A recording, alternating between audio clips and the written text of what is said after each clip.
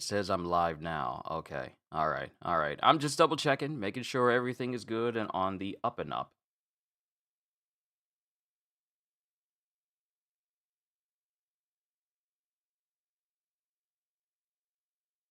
I'm trying to have chat up on my phone, but it doesn't want to show that I am actually live. So I got to close the app out. It'd be finicky like that sometimes. Apologies, everybody. Much better. Okay. Everything's all right now. All right. Let's go ahead and get to it. Well, first of all, let me just go ahead and do this. Yo,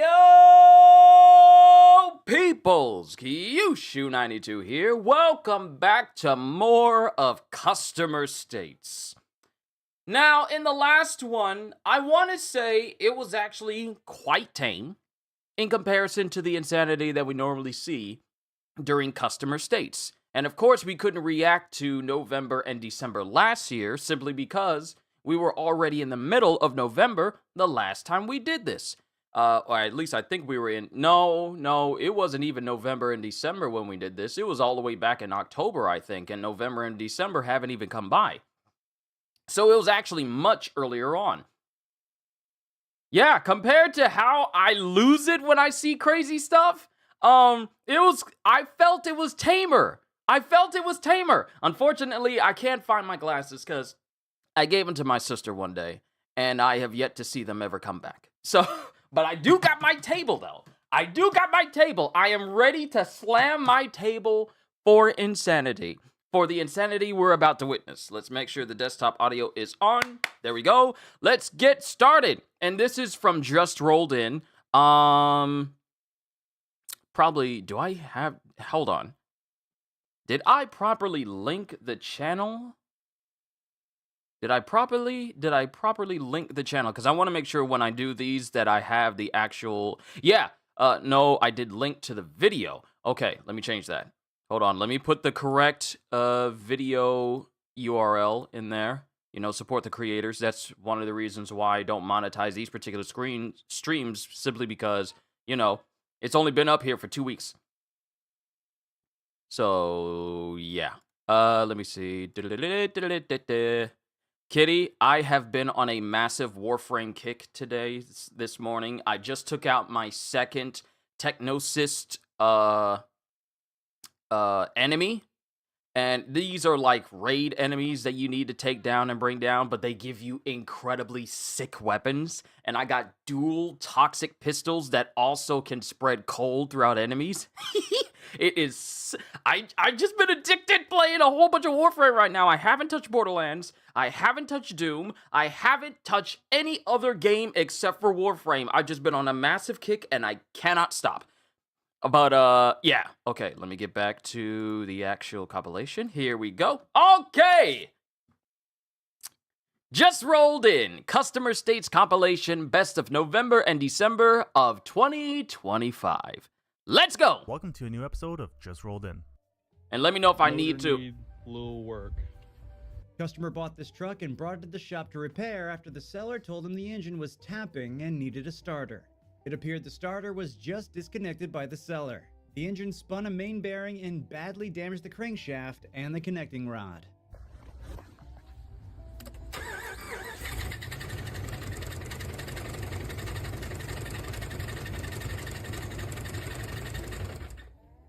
Channeling your inner Jin. Volume up. Oh, does it need to go up? If it needs to go up, then please. Yeah, I'll bring it up.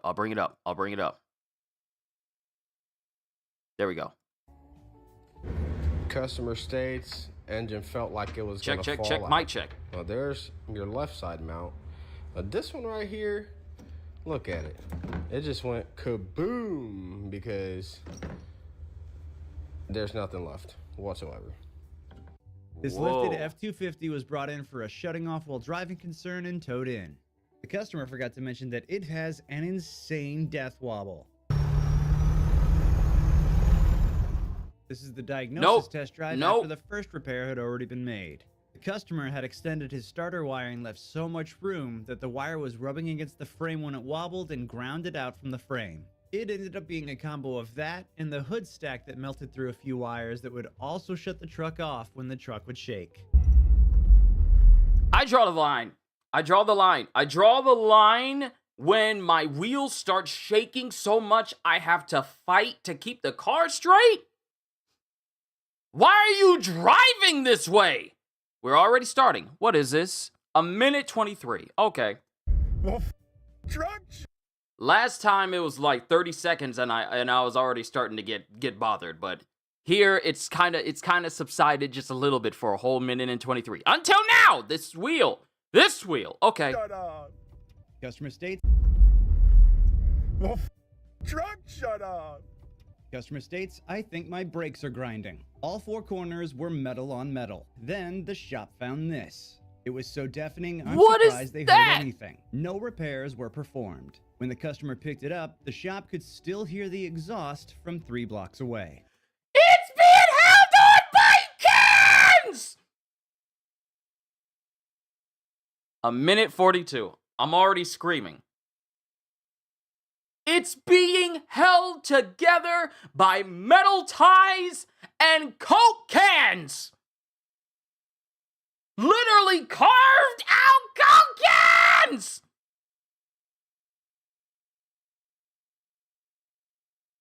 Can you turn the big volume up? If you mean the desktop volume, then yeah, I'll turn it up. Because here's the thing. I have the YouTube video volume all the way up as well. I have that up too.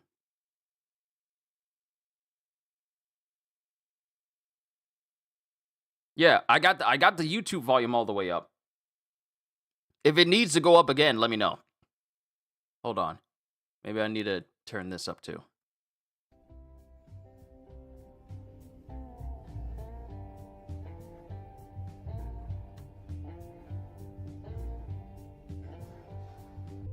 Got a 2020 Yukon here for driver's front side step will not go back up. Sounds like a duck getting choked.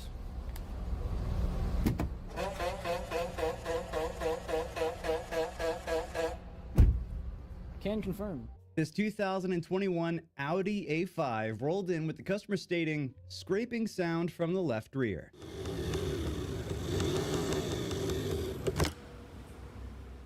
This car was towed in with no power. What was that? The technician had to crawl through the cabin to reach the boot release.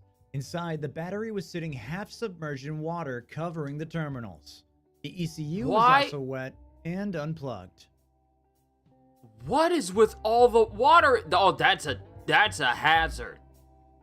That's a battery in water? What? Only 161,000 miles came in for a trade. The technician opened the rear door and found food squashed.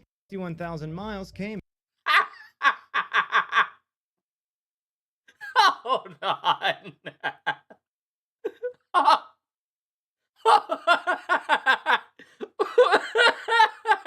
What?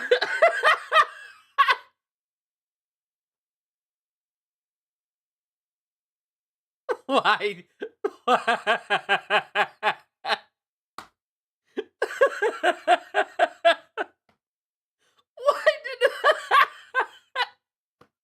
I can't even say it.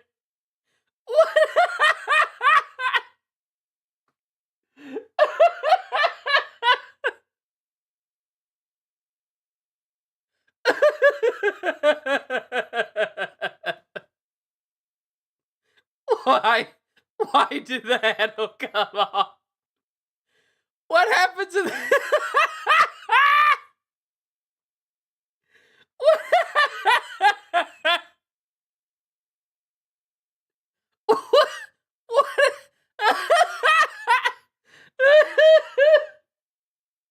What? Oh, my sides. What happened to... I can't look at it. I can't look at it. Otherwise, my stomach is actually hurting. I can't. What happened to the handle? What happened to the handle? I was expecting the door to open, not the handle to just come off with it.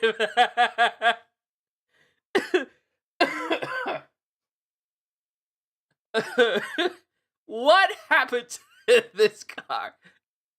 Came in for a trade. The technician opened the rear door and found food squashed into the carpet on the back floor. The door handle was hanging off, and several other issues were already showing themselves. The shop didn't need long to understand why the trade was happening.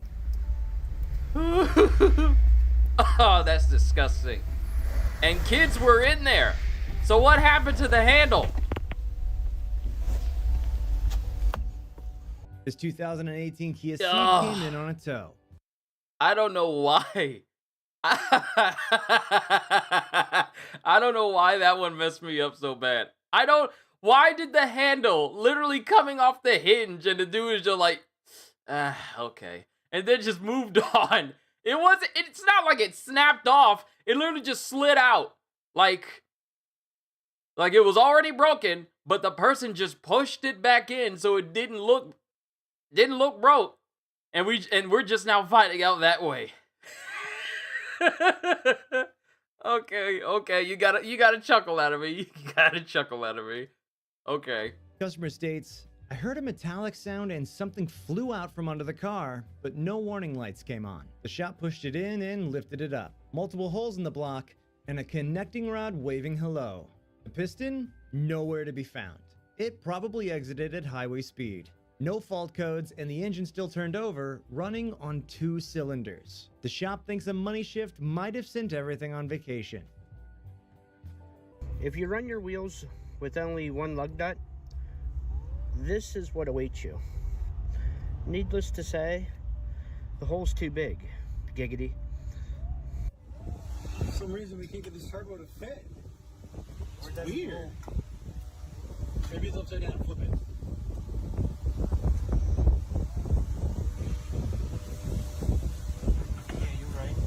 Yeah, we're good. First turbo prologue. Good job, Igor. 11 GMCs in the shop today for a New York State inspection to make sure it's safe for the road. And now I'm kind of wondering if you could put a fork in the frame, if it passed last year too, or how it passed. That's a But plastic this is my fork, and it's inspection just fork. going through it. If I could fit the fork through your frame.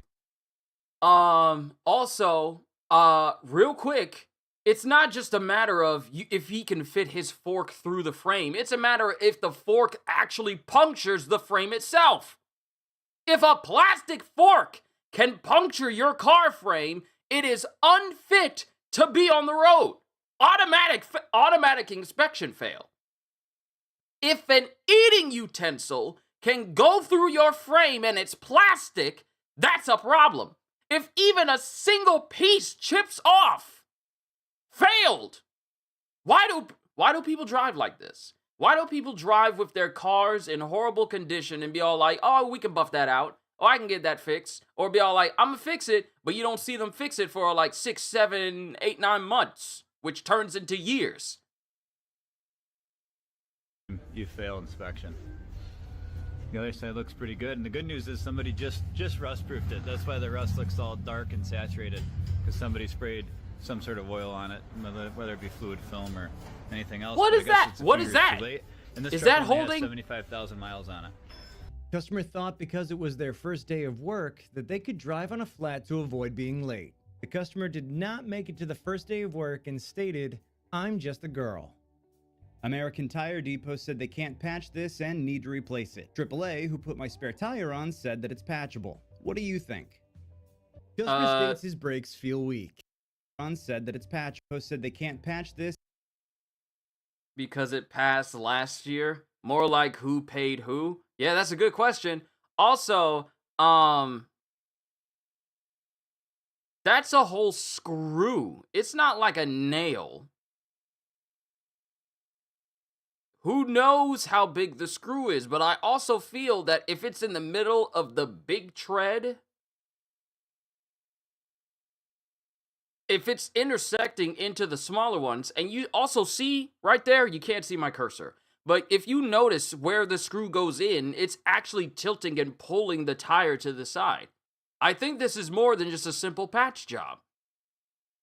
Not only that, but if this is a screw, and you try to take it and forcibly pull it out, screws have grooves in them, which means that you're probably going to be literally slicing more tire as you try to forcibly pull it out. because of the ridges, it's already sliced and twisted into a spot. So now you got to pull that out, but it's unlike a nail is straight. You can patch that up. But when it comes to screws that have ridges and extra parts, that's way more work. That's a patch is not going to fix that. And AAA say it could be fixed? Who working at AAA? Billy Bob? And need to replace it. AAA, who put my spare tire on, said that it's patchable. What do you think? Yeah, it's also close to the wall. If it was if it was closer into the tire, that could be possibly feasible. Because I've seen a lot of nails in tires, nails in our cars a couple of times, and my dad would patch it up easily. But those were nails. They were never screws. They were never things that had extra things attached to them that made, extracting them difficult or trickier. But they were also never near the wall either. If there was a nail in the tire and it was like in the side of the wall, that would be a problem. If it was directly on top of the wall, that would be a problem as well. But never near the wall. But AAA says it can be fixed. All right, then let AAA fix it. States his brakes feel weak. That it's patchable. What do you think? Customer states his brakes feel weak. The shop checked the vehicle and had no reason to disagree.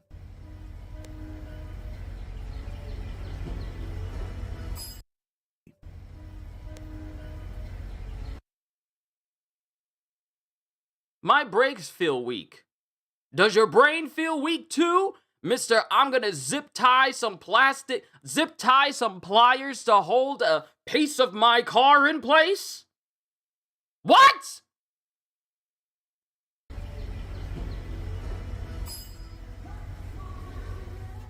Everything's zip tied. Window held up by Harbor Freight suction cups. $6, 3 days, and still working better than the regulator. This 2018 Civic came in with the customer stating that he hears a loud knocking noise while going over bumps. The technician found the sway bar and blink bolt not secured all the way.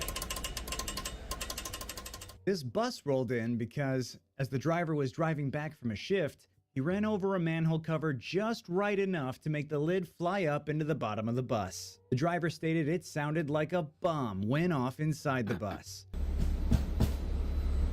Luckily, no passengers were on the bus during the incident.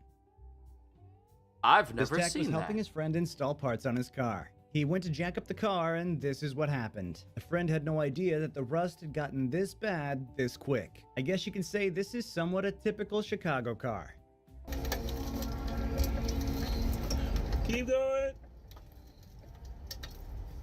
Car came in, possible blown head gasket. Yeah, I'd say so. This 2008 Focus rolled in for a crackling noise on left turns. The shop found a snap CV joint with a new boot slapped over rust. One shock was brand new, the other was original and leaking. New axle, new shocks, and one alignment later, this car was dangerously close to losing a wheel or differential. Customer states I patched my tire myself, but it still leaks. Yeah, I think that's supposed to go on the inside.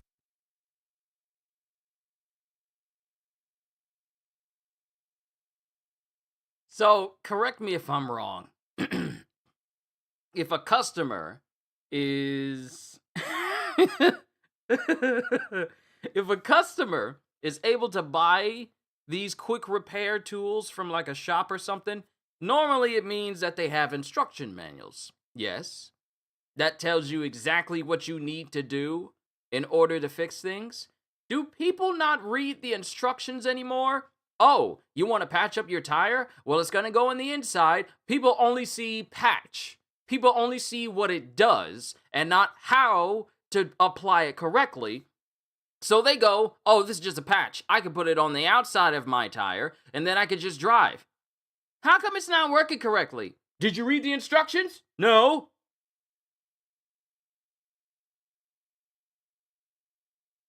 There are also tutorials. What is it? Okay, so here's the thing. I like to figure things out on my own. Mainly when it pertains to video games. Like, I don't like backseat gaming. I like to figure things out on my own. I don't like being told, oh, do this, oh, do that, or you won't be able to do this unless you do that before I even get involved with it at all. I cannot stand that.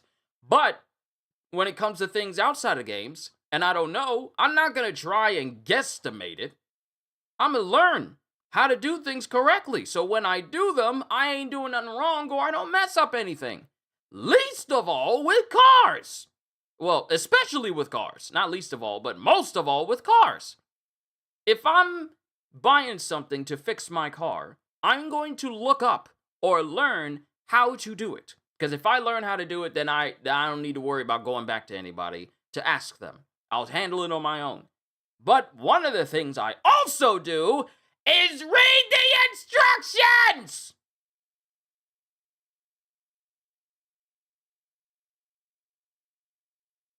It's not hard. If you spent all that time driving to the mechanic to figure out what was wrong, you could have spent a good 5 minutes trying to learn and see if it was something you were capable of doing yourself safely and competently before you went to them. Am I coming in clear? This customer rolled in and had driven through what appears to be wet concrete. So my thing is, in order for you to drive through wet concrete, unless the road crew was lax with their signage and lax with their safety cones to make sure people didn't drive through it, you probably ignored it. So you drove through wet concrete. You know, the very substance that lines every road, every major highway, every street. Because road can also be dirt road or concrete road. But I'm going to say street. Because you don't get dirt streets. You get concrete streets. So in order for you to roll through wet concrete, you had to have either one, not been paying attention while you were driving, or just flat out ignored the signage, rolled through concrete. You know, the very thing that lines the ground, that hardens after time passes, that is meant to hold cars, hold entire vehicles over a course of many years, and it's a shock that your tires are messed up. Customer states Appears to be wet concrete. customer states suspension noise, squeaks or rattles coming from the vehicle. Let's check this out here. Yeah, that'll do it. And it actually smacked the brake line here and shot brake fluid everywhere. Yo, Hybrid, good to see you. Away at the rim and the plastic around the CV axle. Oh shit! It's amazing. This lady I was came about in to stating her new I was about to say, stop hammering in the background. I can't hear the dude talking. It's not in the house. It's in the video, because all I'm hearing is ding, ding, ding, ding, ding, ding, ding, ding, ding, ding. And if you think I'm sounding obnoxious doing it, imagine how I feel hearing it the first time. Ding, ding, ding, ding, ding, ding, ding, ding. tires. It's amazing. This lady came in stating her new tires were riding rough. She'd apparently driven through fresh asphalt and it was all over. Okay. Okay, so as a person who has seen fresh asphalt on the ground, like I've watched the process. And I've seen it done in my neighborhood. I've seen it done on the streets before. I've seen the entire process. The roller comes in, the big roller that comes in and literally carves up the old asphalt that's on the ground to make room for the newest one. Now, when you properly follow instructions, about the worst you can get from the new street is just black bits. black bits that stick to your tire, but they don't stick to your tire permanently because it falls off as you drive. That's just the little black parts. But if you have it where it is literal entire if you have it where it's just entire sections just slathered, glazed, basted on your tire, that means you did not wait until the road was finished. That's the only reason why.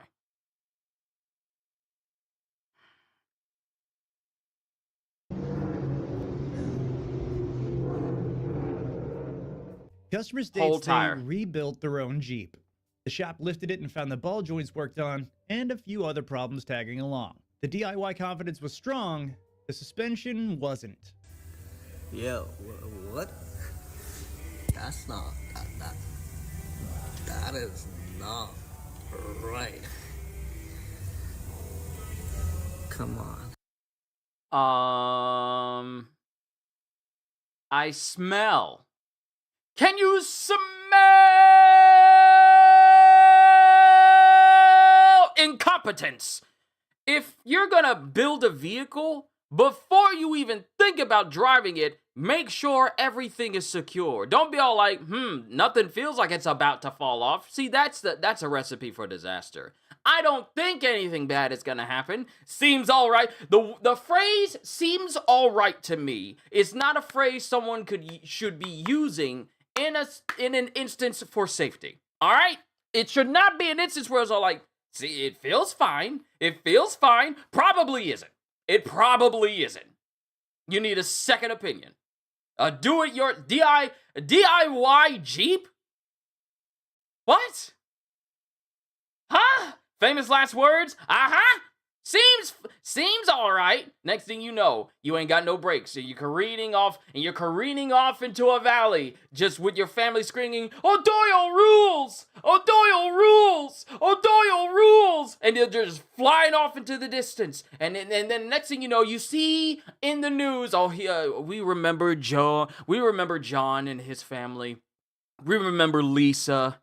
They had their son and daughter, Mavis and Josh. They were in the back seat. They were such a lovely family. John, he was a quiet man. It's just because, and he thought, and he liked to invent things. He was very good with his hands. We can't say that he was competent with his hands, but he liked to work with his hands. And he dreamed of building his own vehicle and taking his family to the Grand Canyon. And the next thing you see is the wreckage of that vehicle in the Grand Canyon because the dad thought that his new do-it-yourself made-at-home Jeep was capable of stopping on a dime. But those wooden posts that led to that deep 100-foot drop into the valley, they didn't hold as much as you thought they would when your brakes gave out at the last possible second and you were still going at 50 miles an hour, thinking you could just skid to a halt to the families who was in there.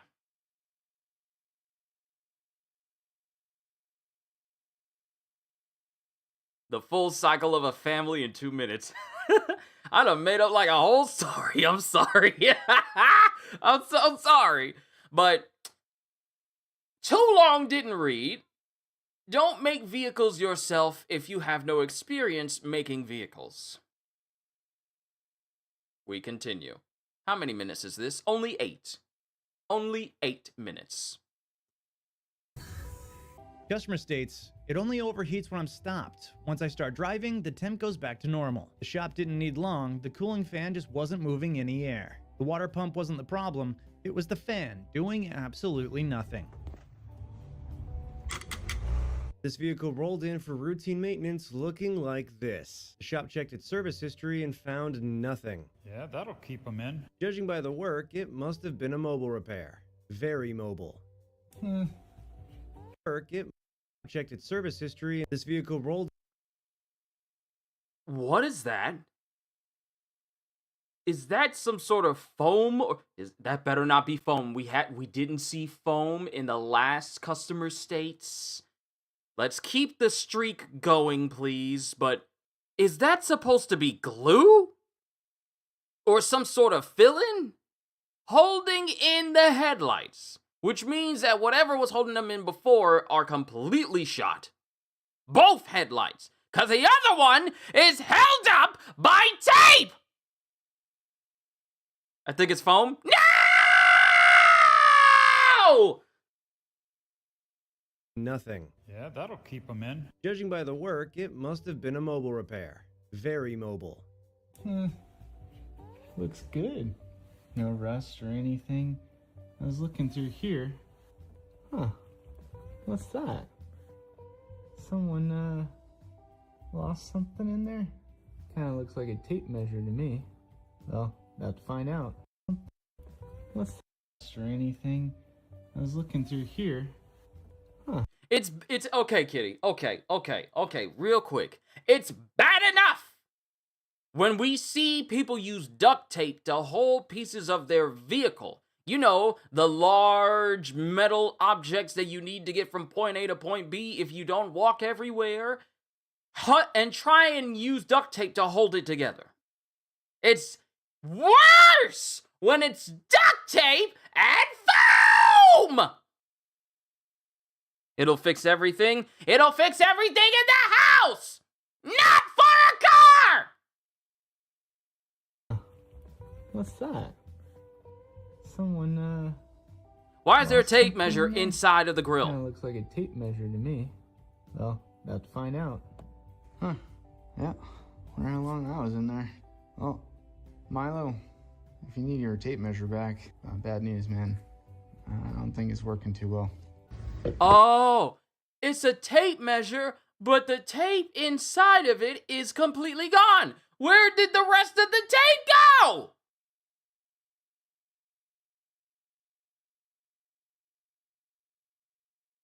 What is this? What is this? What is this? What is this? What is this? What is this? Why are all of them now? I hope you pull the camera back. I hope he pulls the camera back, and it's just the wheel sitting by itself with the parts just sticking through. Because there is no way this rim is just sitting on these spokes, just sitting here on the lug nuts, and they're loose like this. That's what I'm getting at. This vehicle rolled in with its wheel being held on by 5 studs. 3 were missing. All of the That's how it is on the car. Okay, that's how it is on the wheel. That's how it is on the wheel. That's how it is on the wheel.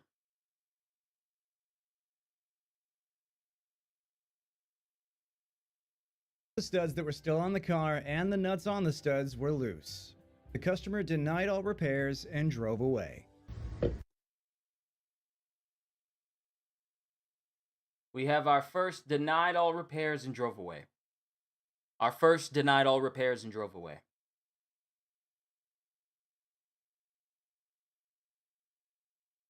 Your wheel is loose.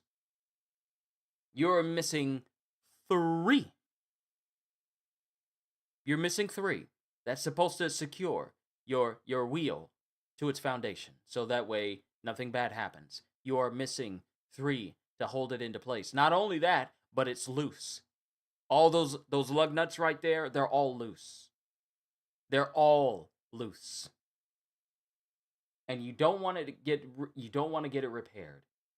And you decide driving away is the best option. Remove the license! You don't need it anymore! Banned from the road!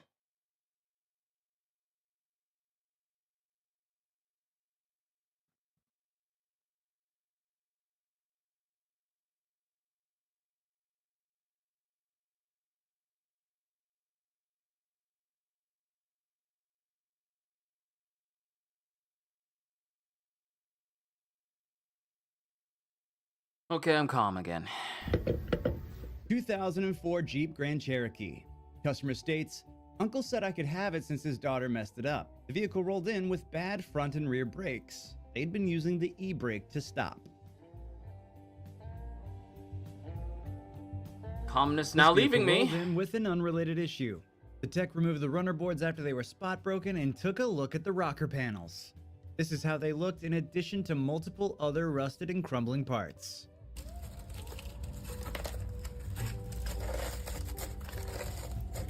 He's literally tearing through the frame with his hand. Put gloves on, you're gonna get This Wrangler tetanus! rolled into service because the salesman said the steering was possessed. The technician climbed in and found it was still in 4 low. Sometimes the ghost is just a transfer case. Customer states there's a noise while driving and trouble getting it in gear. The vehicle rolled in and the technician pulled the transmission. The clutch and flywheel area are packed with metal, the pressure plate is torn up, and the input side of the transmission is chewed.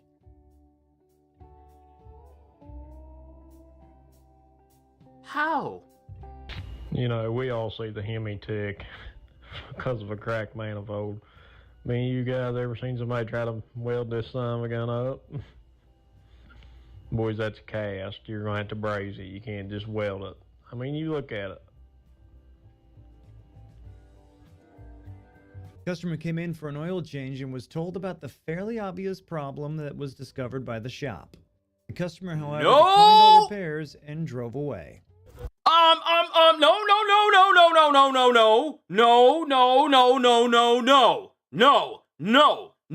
No. Death trap.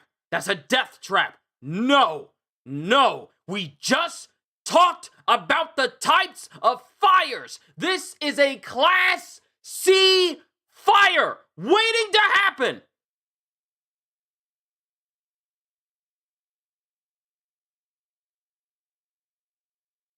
It's sparking! Look at this! It's sparking! Covered by the shop. The customer, however, declined all repairs and... Your eyes are not playing tricks on you. That's a spark.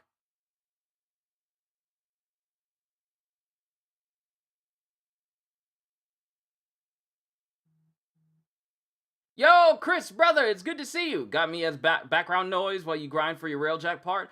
Awesome! I have been on such a major Warframe binge. I just took out my second techno site, and I got enough to get the dual Coda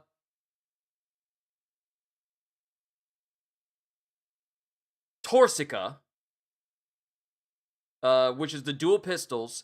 I had enough. I had enough to get 2 weapons. I got dual Coda pistols, and I'm putting them on Nidus as well. I'm gonna wait for Eleanor's shop to reset in like several hours because she has the Coda Scythe, the Coda Cost Assist Scythe, which apparently does a lot of elemental damage when built right. I have enough to get another weapon after that, so I'm gonna wait until her shop updates later this evening, and then I'm gonna get the Scythe, and then I'll have Nidus completely decked out in full Coda stuff, because I already got the Coda Hema, still working on the Nightwave so I can get that augment. I just got the dual Coda pistols, and then I'm gonna get the dual Scythe later this evening. So Nidus will be Coda all the way up. But yeah, back to this. Customer denied repairs after one of their wiring plugs is unhinged and you see the spark active. It's active. The fire hazard is high, yes, but imagine if it catches fire and takes the oil with it. See, that transitions over to a Class D fire. Now, Class K is metals, right? We just went over this yesterday. Class K fires. No, wait, Class K is kitchen stuff. I think Class D is the one with the... Class D is the flammable metals. Class B. No, hold on. You know what? Hold on.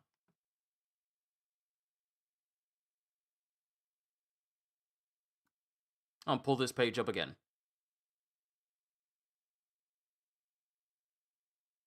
Class C fires is electrical. Okay, so I was right. I was right. Class C fires is electrical. Class B fires is the one that deals with oil. All right, back here. So I was right with the electrical fire. I was wrong with the oil fire. This is both a Class C and Class B fire waiting to happen. Because if something happens to that open flame, be it gasoline, be it oil, be it anything flammable, if it hits that spark, the entire car is going up. Because truth be, if you didn't know, if people didn't know, electricity is a wonderful fire starter. It is literally, electricity, when it's active, is literally thin, fast fire. It is literally fire in its thinnest state, thinnest and fastest state. Mind you, electricity is not the same as fire, but it conducts like it like nobody's business.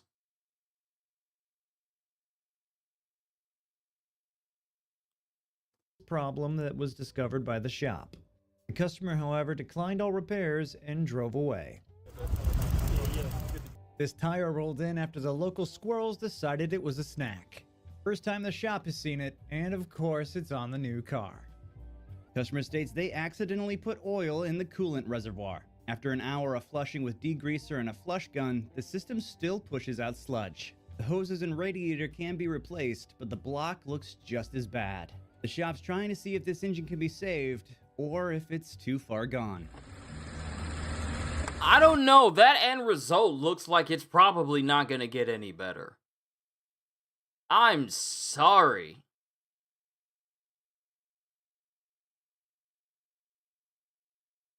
I'm sorry, but I don't think the engine is going to get any better if the end result looks like it's solidified in that red tube, in that red bowl that they have.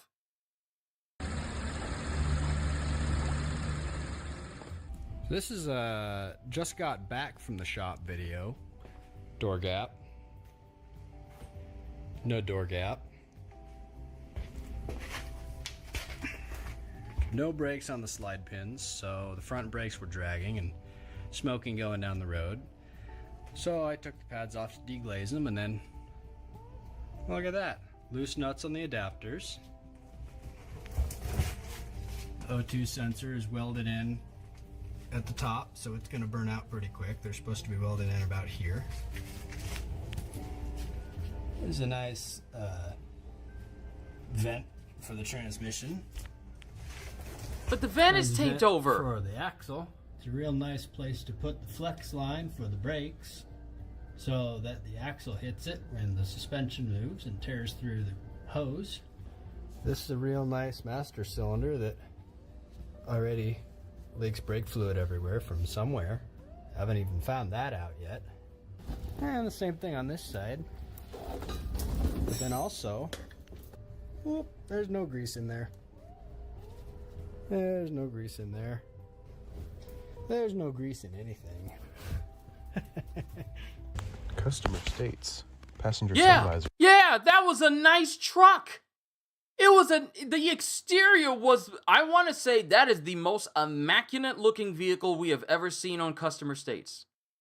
Like the paint finish, the glisten on it, that was a nice looking truck. It's a shame that everything was just bad underneath.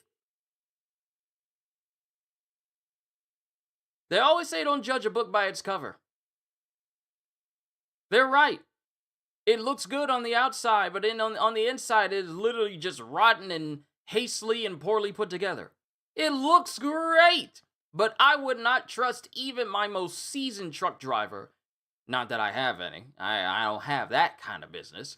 I wouldn't trust anybody to drive that truck around. Not to mention, can we go back to the fact that there's a door gap for the door to properly open on one side, but not enough for the door to actually go into the truck itself when it fully opens, meaning that that paint is going to get grinded down.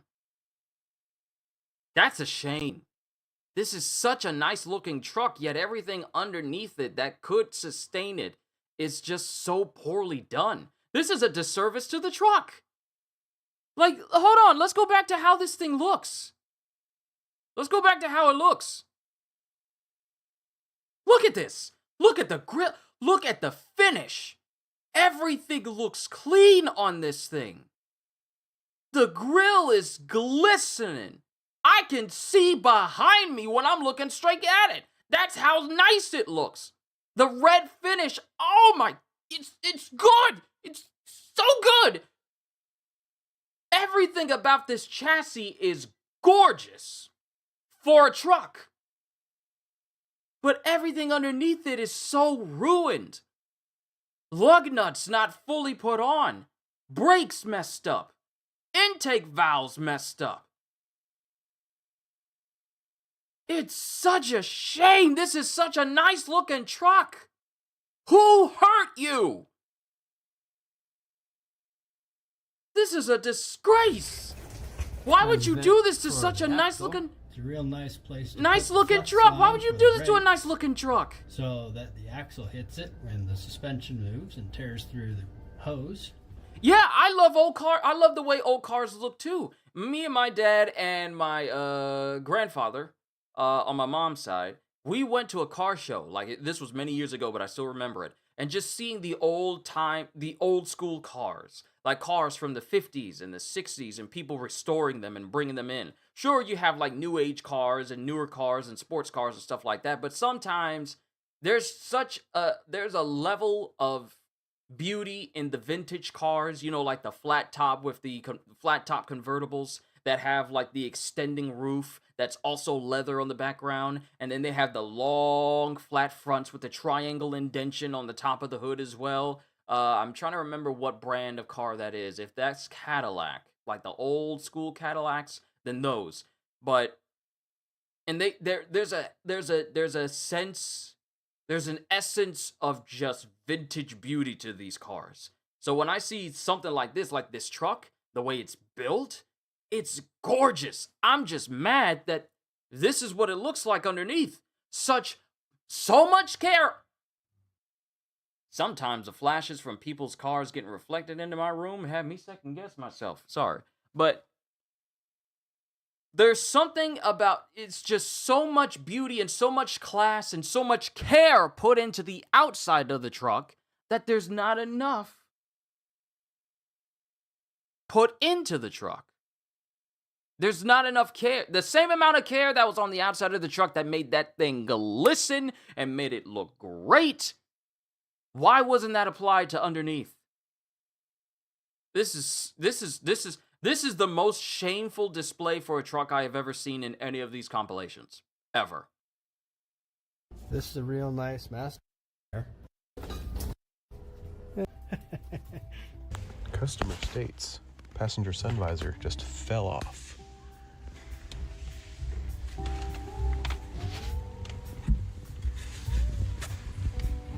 Yeah, I'm sure it did, buddy. This vehicle.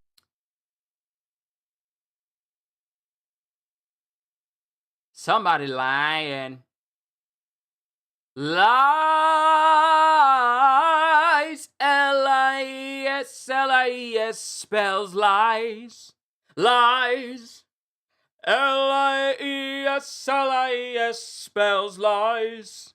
Lies.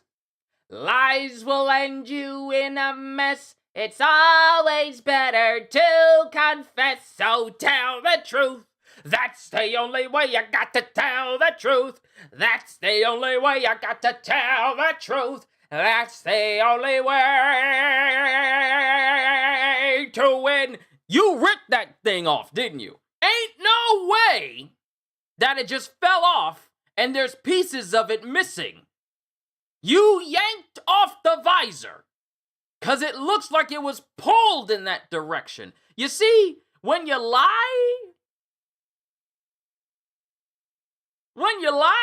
and people are observant, they'll be able to tell. I'm sure it did, buddy. This vehicle rolled in with the inside wall of a tire that's 4 years old in terrible condition. Being only 5 millimeters across with light cracks, you'd think that this would be dangerous. What is that? Hold on, wait up. From a view aspect, I love them and miss them, but they were dangerous, little to no safety in crashes. Yeah, for looks, that's pretty much all those cars were good for. Back then, they really, really looked nice, but safety regulations back then with these cars were basically non-existent. Because we didn't get airbags until, like, what? When? You know what? Hold on.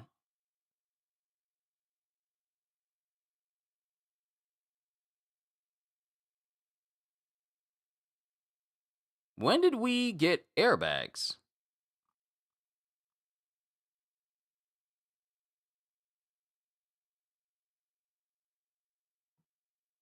Alright, here we go.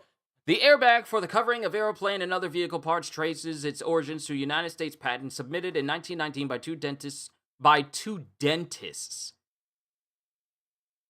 I'm sorry. The creator of the airbag were dentists? Arthur Parrott and Harold Round. The patent was approved in 1920.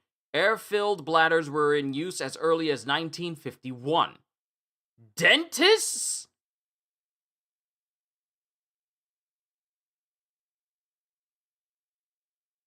The airbag specifically for automobile use is credited independently to the American John W. Hetrick, who filed for an airbag patent on the 5th of August, 1952.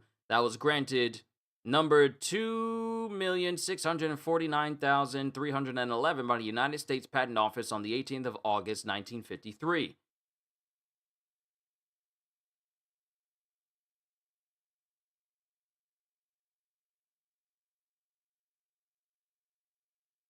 Later research showed that compressed air could not inflate the mechanical airbag fast enough to ensure maximum safety, leading to the current chemical and electrical airbags.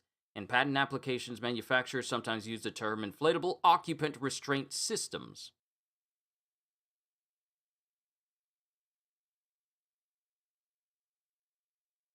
Interesting. 1919. Yeah, I was way off too. I was saying like 50s? Maybe 40s? I was thinking 50s, maybe 40s. I didn't think that the patent and the idea came up in like literally the year when the Three Stooges were just making their shorts. I didn't think it was that far. But also, back to this car. Back to this tire. What is in the wall of this tire? And why are there multiple things sticking in it? What is this? Peter, what is this? Look up when seatbelts became standard. Okay.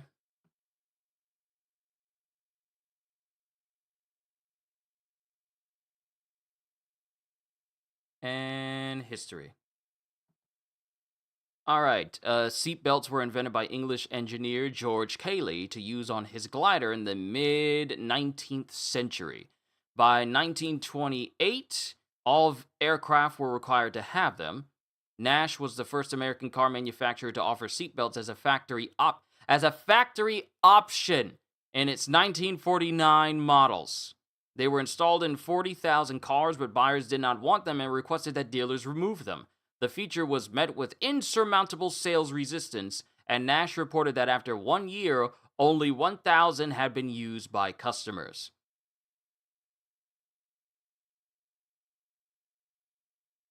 Let's see.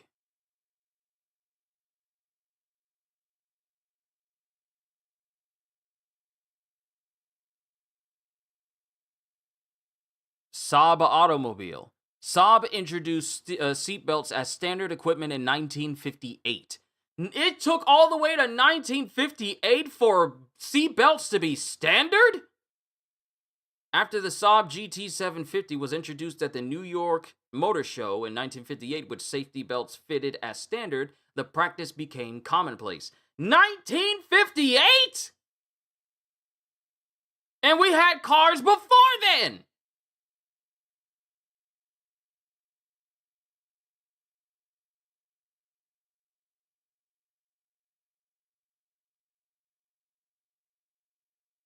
Wow. Okay. Okay. Alright, let's keep going. Let's keep going. I'm still questioning, what is this? Is this wood in the tire? Is this metal in the tire? Are these chicken bones? What is sticking in the side of this tire? Yeah, 1958. That's when they started to become commonplace and standard. There were fewer seatbelts back then. You'd think that this would be dangerous. If duct tape can't fix it. Yeah, going back to this. Chris brings up a good point. Airbags were standard before seatbelts were.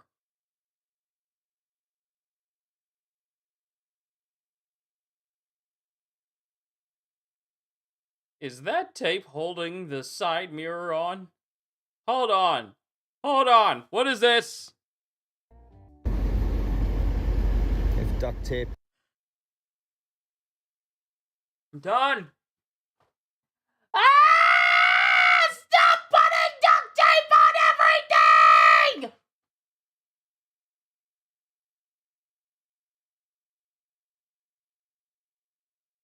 Stop using duct tape to hold your car together. It's meant for small things. Temporary fixes. You don't use it to hold the bumper of your car together.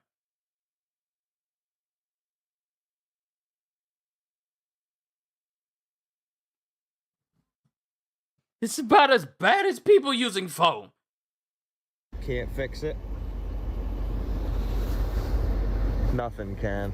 This vehicle rolled in with the customer. Nothing can. It's the whole car. Why not just cover the whole car in duct tape so no one question which part is in need of repair? Just cover the whole thing up at this point! This vehicle rolled in with the customer thinking he didn't need a new transmission until the tech showed him why. Hold on, I can't hear anything. The customer.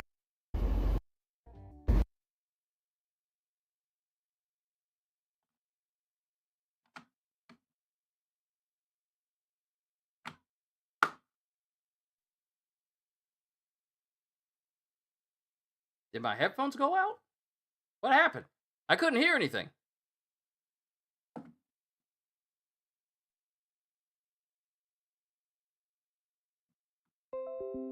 Is my battery low?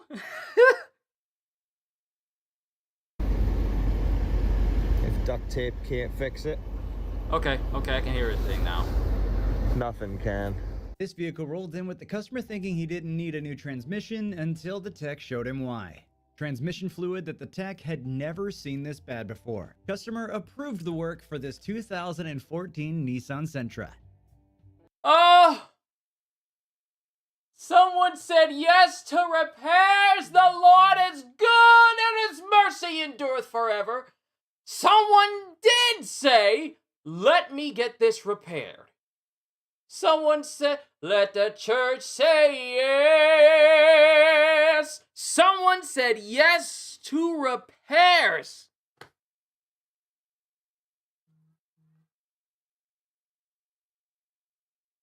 Hold on. My family must be getting a whole bunch of packages right now. Hold on. I'll be right back.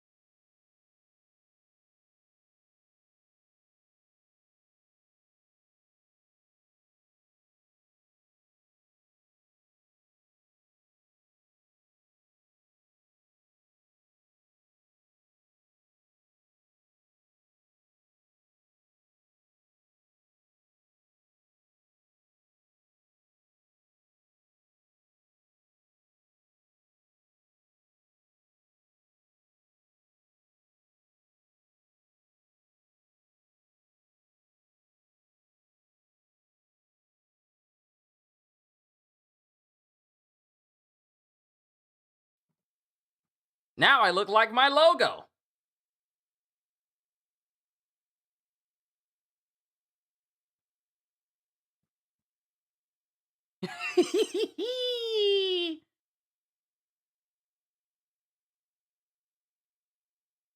Oh, these are nice. These are nice.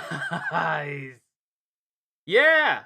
Yeah, these were on my wish list. These were on my throne wish list, and you guys just sent me some brand new, cuz these were cool shades. Cuz I never had like real cool shades of my own that I could say that I enjoy, but I got these. Oh, thank you guys. Thank you. Thank you. Oh, these are so cool. I've always wanted shades like these. I have always wanted shades like these. They don't need to be overly big. I don't need aviators. It's these. And it came in a 2-pack. It has silver frame and it has gold frame. So, ooh, your boy looks clean. And it's going to help when things get dramatic, because I'm looking at this. And mind you, wow, these are like super reflective. These are super reflective because I'm trying to look.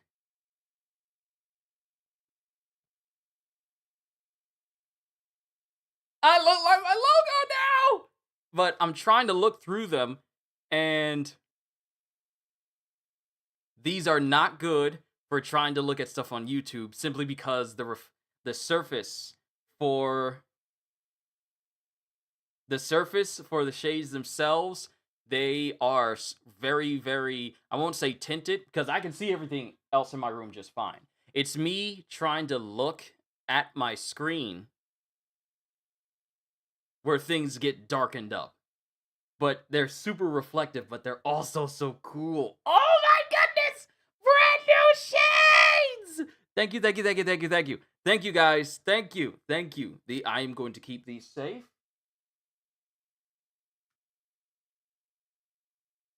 Oh, yeah. Oh, yes. Yes! I've always wanted reflective shades.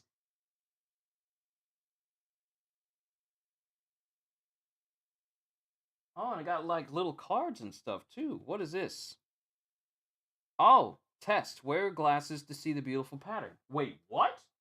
What type of shades did I actually choose? Hold on, we'll get back. Hold on, I'm sorry. It's like a little bit of an unboxing right now, but hold on, let me see. Oh, that is cool. So, without the shades, I can't see this special pattern that is on this little card here. But with the shades, dude is literally fishing and he's pulling a trout out of the water. Wow. Oh, that is so cool. Yeah, I love these shades. Yeah, I love these shades. I love them a lot. I love them a lot. I'm definitely going to keep these safe. And I'm going to be very careful how I use these because I don't want them to break at all. Yeah, like those. Really like those. I got to test out the gold ones in a little bit. Oh, wait, this is the oh, snap, this is the case. There's like an extra case here. Yo, I can put my glasses in here. And it has a cleaning cloth. Your boy is gonna look fresh this year. Fresh. Ain't nobody dope like me. I'm just so fresh and clean. Okay, these are going inside. These are going inside. I love these. I absolutely love these.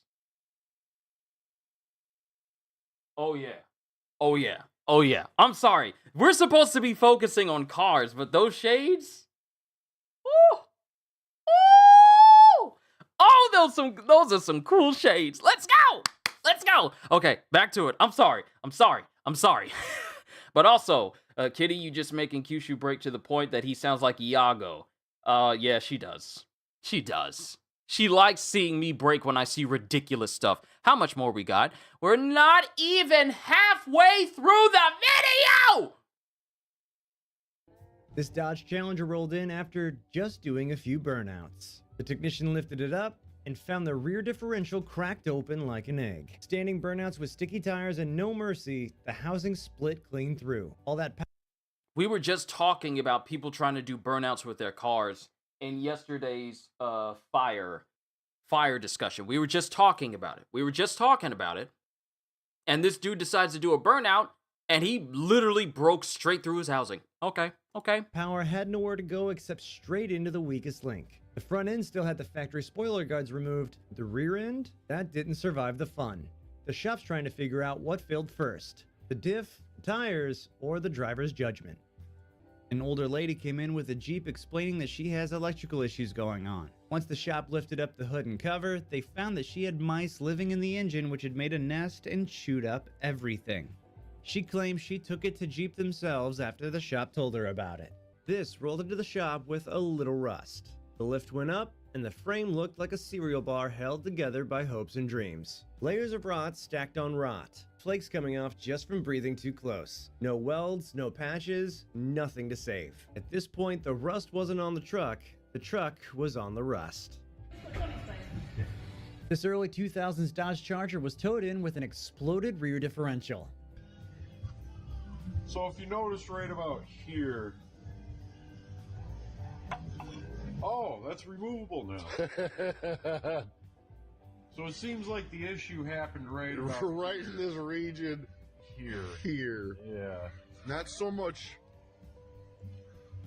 over here as much of over right here.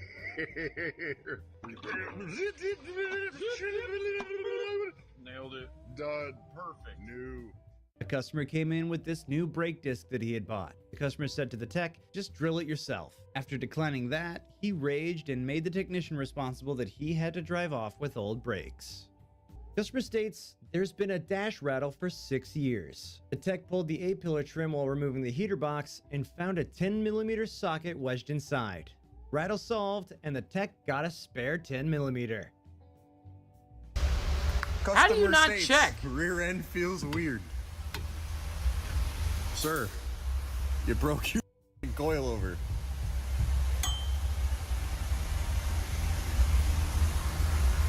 That's fine. That's fine. Customer states That is they not have battery fine. acid in the No. Battery acid is so bad. Battery acid is so bad. Just a little bit of it can eat through anything. Cause remember, it's in the name. Acid. You've seen what acid can do. It melts through stuff. If anyone has ever watched an alien movie, you know that they literally leak acid all the time. Acid on the skin, bad. Acid on metal, bad. Acid in your car, death. Just waiting to happen.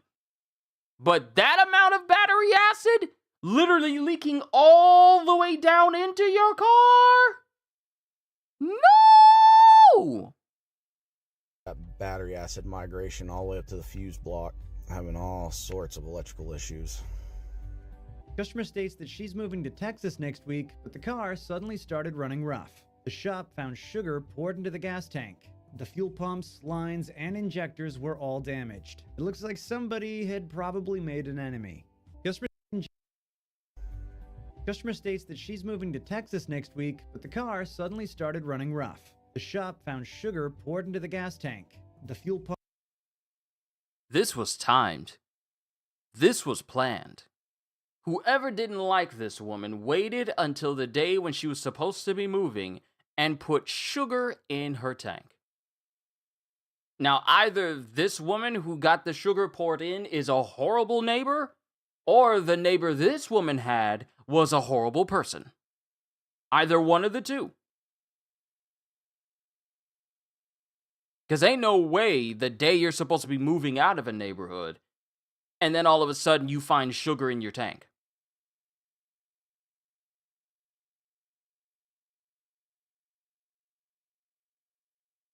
Pumps, lines, and injectors were all damaged. It looks like somebody had probably made an enemy.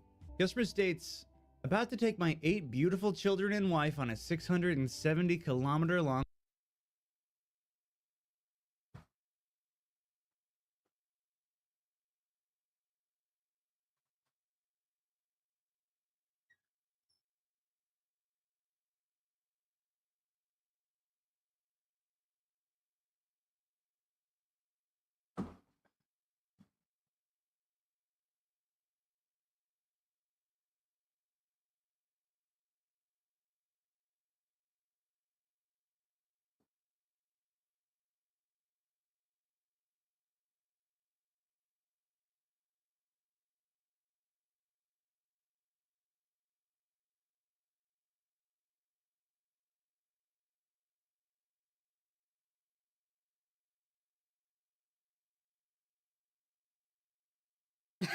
I just wanted to take my glasses out just so I could do this.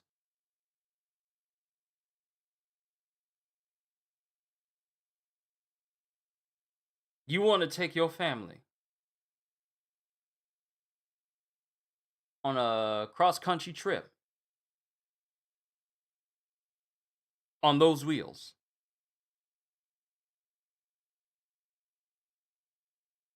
You want to take your family with your wheels looking like that.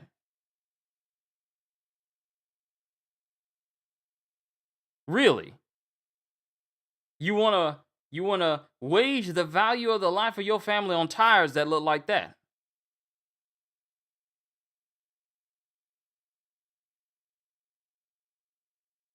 Okay. All right. long trip. Are these safe to drive on? The customer wanted me to replace their wiper blades. I'm sorry. I cannot watch YouTube with these on. These are great for everyday use and anything else I got going on, but I cannot use them to look at a screen. I cannot use them. These are not for viewing screens. So even if I wanted to just go through the rest of my streams looking through these, I can't, because the way these lenses are set up, I can't accurately see detail on the screens in front of me. This is only for leisure wear, but not for actually watching videos. As cool as they make me look. I'm sorry. I'm probably gonna be messing with these a lot today.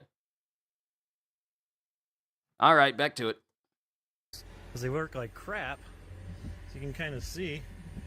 Don't seem to work real good, huh? Well, take a new wiper blades, newer car. What's going on? Oh, I see. You gotta take those off. That helps. That'll help the situation. Try that. You had another shop How? had installed a used engine for this vehicle. During the job, a junkyard bolt was accidentally dropped behind the flywheel, which the other shop hadn't noticed and had bolted everything together. The customer somehow drove a few hundred miles before that bolt tore through the oil galley plug on the back of the 2.5-liter Camry engine. It eventually rolled into this shop and got yet another motor installed. Oh my god! This vehicle rolled in showing signs of that hood life. The shop has a feeling that a Nissan was involved somewhere in the past. Customer states, that's a bullet. My buddy was just heating up some under seal cans. The shop found the oven door looking like a crime scene, the floor covered in bin bags, and 2 cans of liquid asphalt bubbling like lava. The technician doesn't doubt the logic, but maybe leave the cooking appliances to food next time. This Ram 2500 rolled in. Wait. You heated up what in the oven? Customer states, my buddy was just heating up some under seal cans. Did he say under seal? Heating up some under seal cans.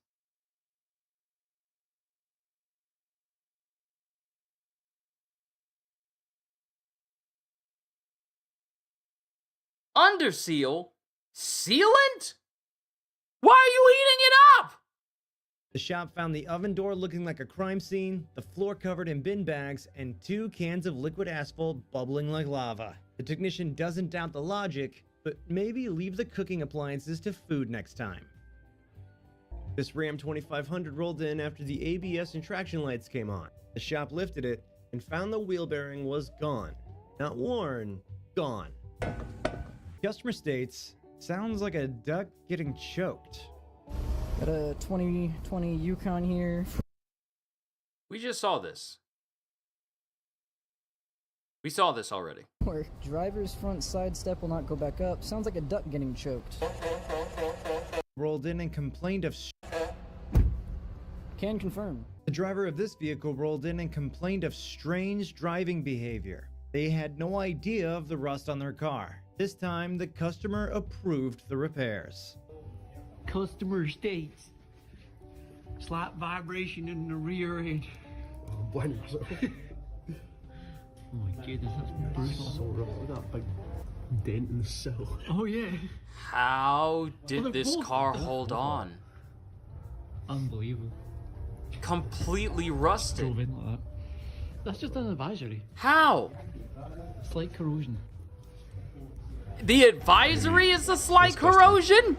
It's corroded! Oil change pretty regularly. That's good.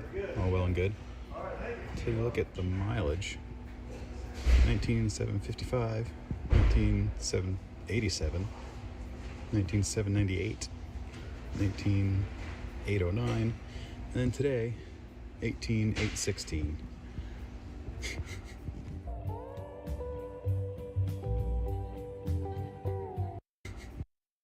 And then today, 18,816.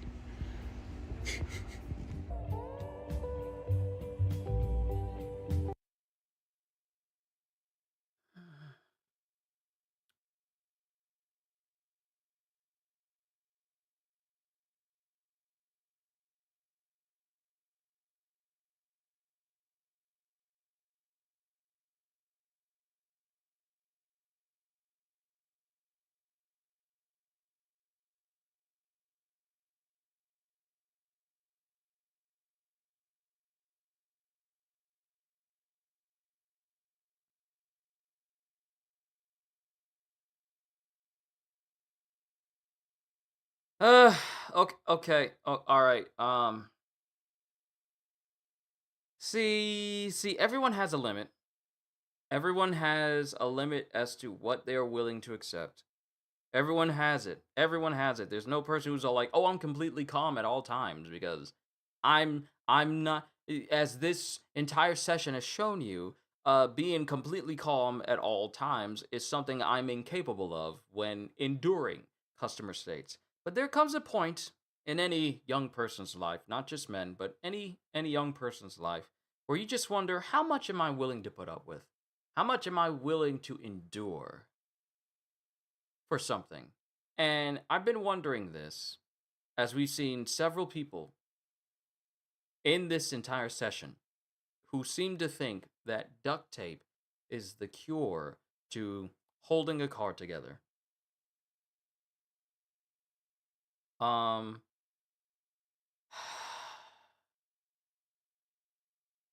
shocked that we haven't seen foam fill-ins. Mind you, we've seen one with a headlight, but I am just bothered, mind you,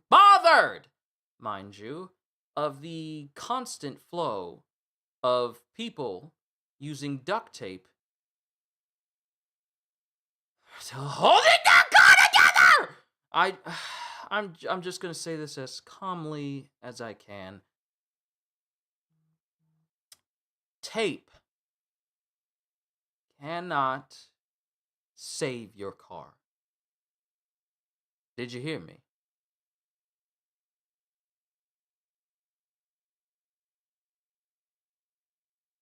Tape cannot save your car. It won't sustain it. Tape is not insulated like the inside of a car door. It is not as secure as nuts and bolts and screws and fasteners and things that hold metal objects together. When combined in the right way, tape will not keep you warm. It can seal in spaces, but it doesn't have the same effect as a door that is meant to keep out cold but keep heat in. This is not the use for tape, okay?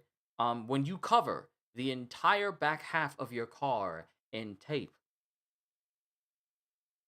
You are a blessed person if you have someone who looks at you and despite your clearly many faults, and say, I love you just the way you are. You are truly a blessed person. But to anyone else, stay away from anyone who thinks this is acceptable, because it is not. I don't care what walk of life you come from. This is unacceptable for a car. If you find that special someone that looks at your car and goes like, I can live with that, more power to you. Enjoy the rest of your slightly chilled lives when that winter sets in together. Enjoy yourselves, okay? Have wonderful children. Keep them on the driver's side because that looks to be untaped. Therefore, it is the least likely to lead to that child being chilled if you put the car seat on the tape side. I'm just saying, if you were to ever get with anyone with tape as an excuse for a car door of any kind, I wish you the very best. If you are the type of person that says, this is fine, this is acceptable, don't ever speak to me. Don't ever talk to me. We cannot be friends. I don't want you in my inner circle.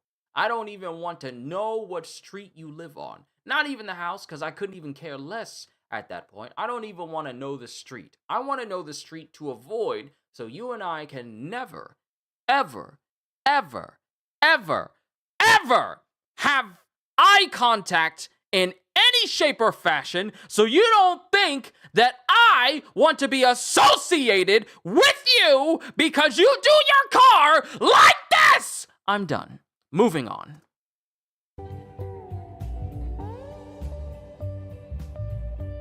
Customer states there's a burning smell when braking. A test drive showed no brake issues.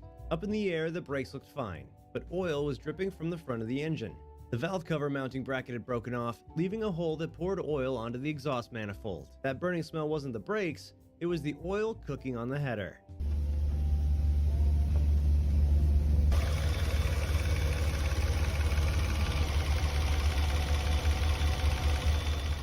The shop pulled the wheel and found every lug hole completely hollowed out. The stud stayed tight, the wheel didn't. One more drive and this thing would have passed itself on the highway. Tell me, when you see this, you can all hear one person's voice in their head. Rage completed. Congratulations. You can count that another one for yourself. It didn't happen in the last one. Not to this degree, but this one. See, we've transitioned from foam being the thing that bothers me so much to duct tape holding cars together being the thing that bothers me so much. Saying, I know someone who can do it cheaper. Customer states recent exhaust. See this. You can all hear one person's voice in their head saying, I know someone who can do it cheaper. Customer states recent exhaust work done and they have an exhaust leak.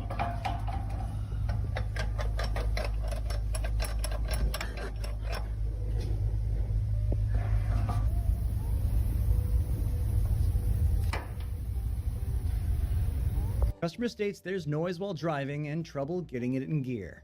The vehicle rolled in and the technician pulled the transmission.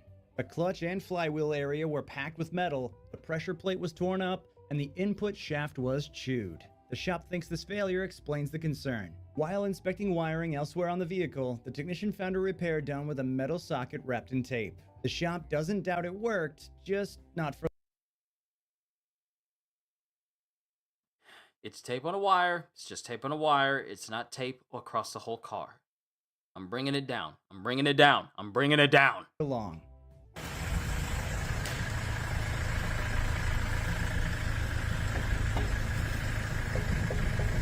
This 61 plate Transit came in for an MOT. It had failed elsewhere 2 months ago, and after 2 cancellations, the owner said all the work was finally done. The exterior didn't look promising, so it went to the ramp before logging it in. What an absolute mess. The shop refused to test it.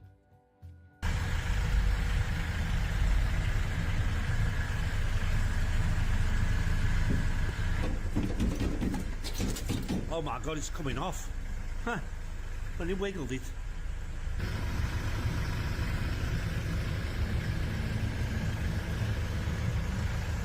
And you know what? They tried to spray it with paint to hide the fact that it's completely rusted through. They literally went the extra mile to basically cover everything in paint so it didn't look rusted, and then expected it to be passed for inspection. So this person went one step further than other people who don't even bother trying to hide the fact that their entire thing is covered in rust and be all like, yeah, I just need a change and make sure it gets inspected and it passes inspection. This person made sure that they painted the rusted parts.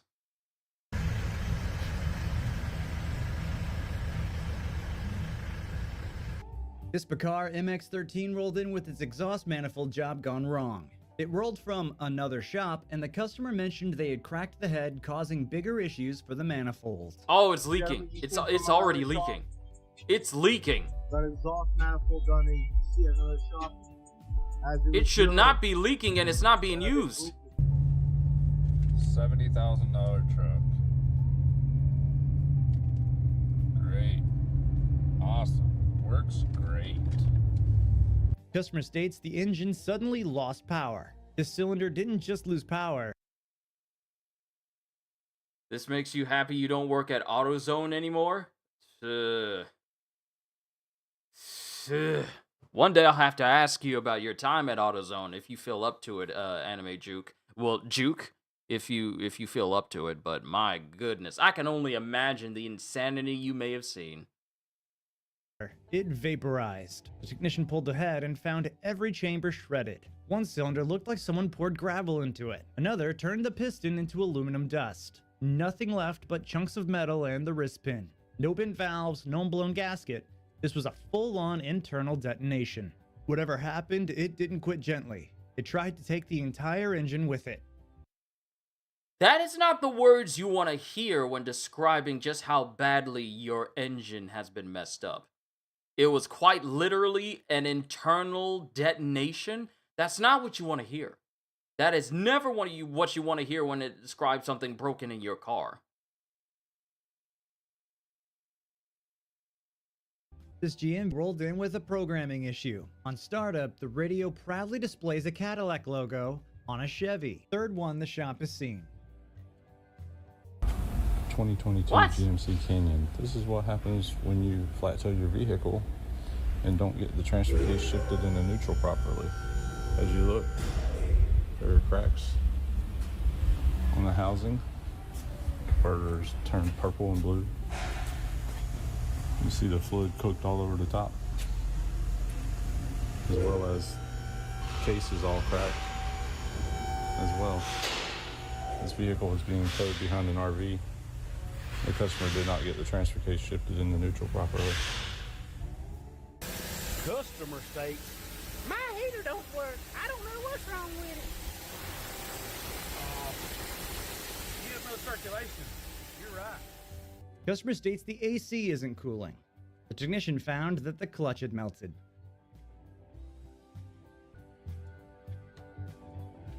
Customer comes in for an oil change. This is a 2022. Juke, you say that's people changing avalanches into Escalades? Is that what that is? All because the program that was reading Chevrolet on one side and then Escalade on the other? Ford Expedition Max with only 75,000 miles. Dome light's not on. I'm gonna hit the brakes. Here's my other hand. My other hand is holding my phone. Hitting the brakes.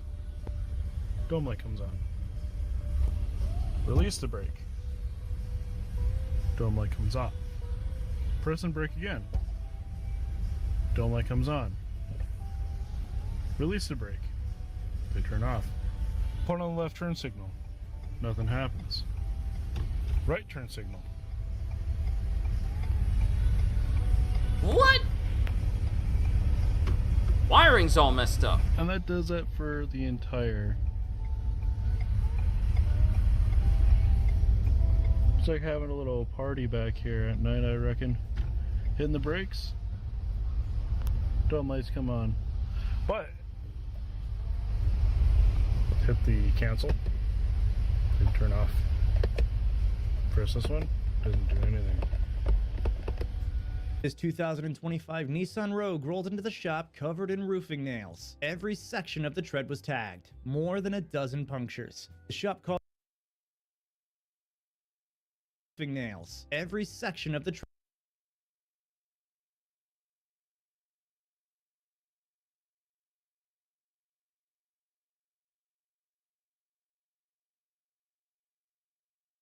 Huh?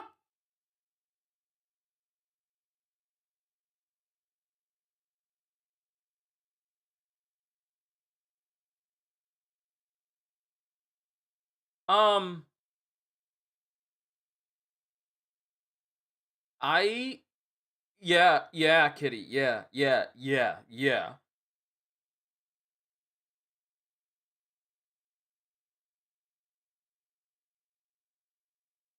How does this even happen?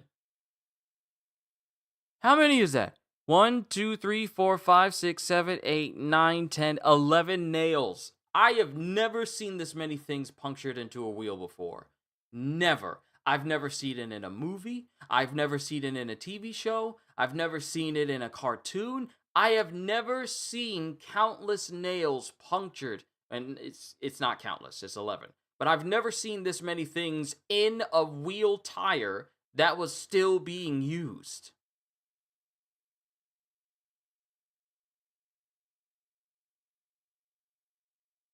How is it still inflated? I don't know. 2025.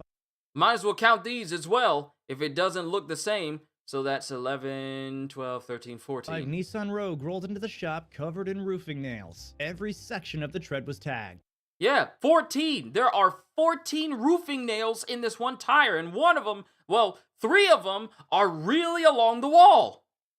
More than a dozen punctures. The shop called the police department because this didn't happen by accident. And in the end, 4 new tires were the only solution. The original set didn't stand a chance. All of them. Someone did this to this car.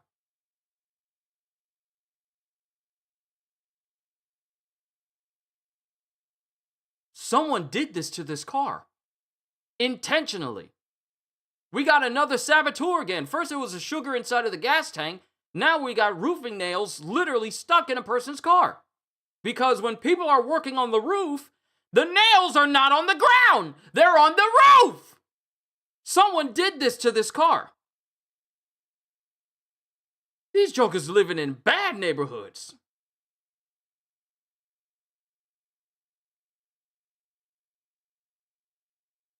You be looking for someone? I be looking for someone too. If I catch a single roofing nail in your hand. Yeah, it was some ops. Someone had a problem with this person. And it's in all the tires. It's not just this one. All of them had to be replaced. Every single. So who knows how many more roofing nails were in the rest of the tires? All of them were messed up. What type of beef did this person have with someone? Customer states they've been doing their own oil changes and that's where you messed up. They've been doing their own oil changes. See, I can understand if the person was already a trained professional when it comes to mechanics. That's the reason why when it comes to things being fixed at our house, car-wise, it's my dad. He's been doing it ever since he was a teenager, gained even more expertise when he was in the army and been working on vehicles in the motor pool all the time. And he still fixes and works on cars now. I trust him, because he knows what he's doing. But when I hear on this particular channel, when someone says, I've been doing my own oil for years, I don't know what's wrong. Problem is, you were doing your own oil for years. Customer states they've been doing their own oil changes and no one else has ever done them. It shows. It shows because your entire oil intake is just caked up.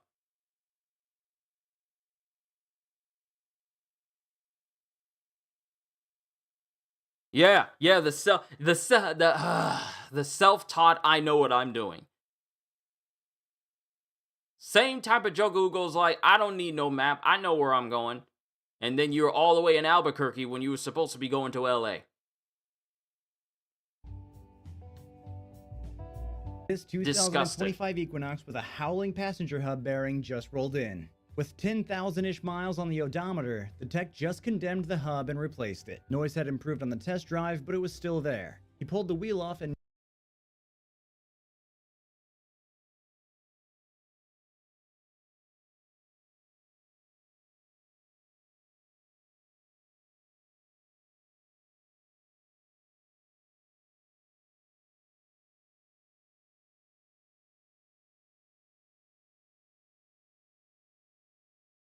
noticed the new hub replaced it. Noise had improved on the test drive, but it was still there. He pulled the wheel off and noticed the new hub was hard to turn.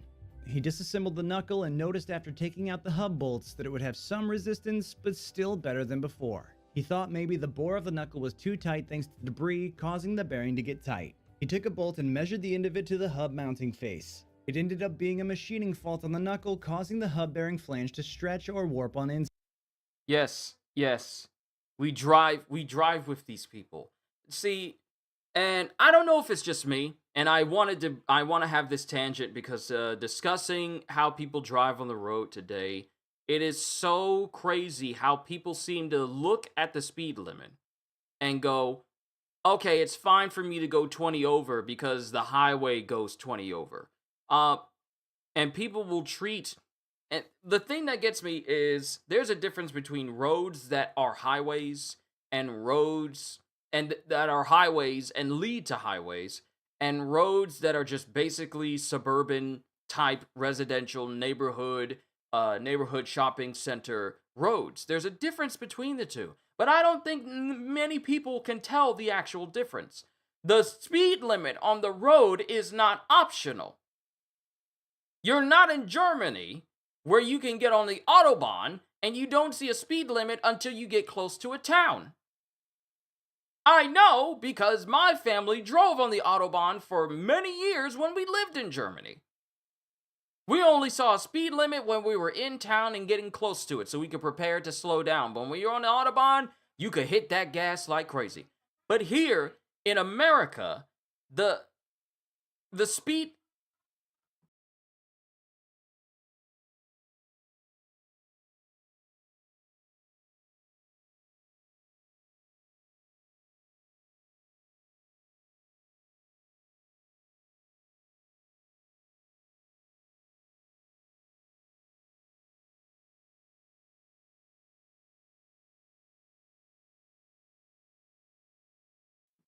Okay, cool. So, when you're here in America, why is it that people will look at the speed limit and think, I don't have to go at that speed.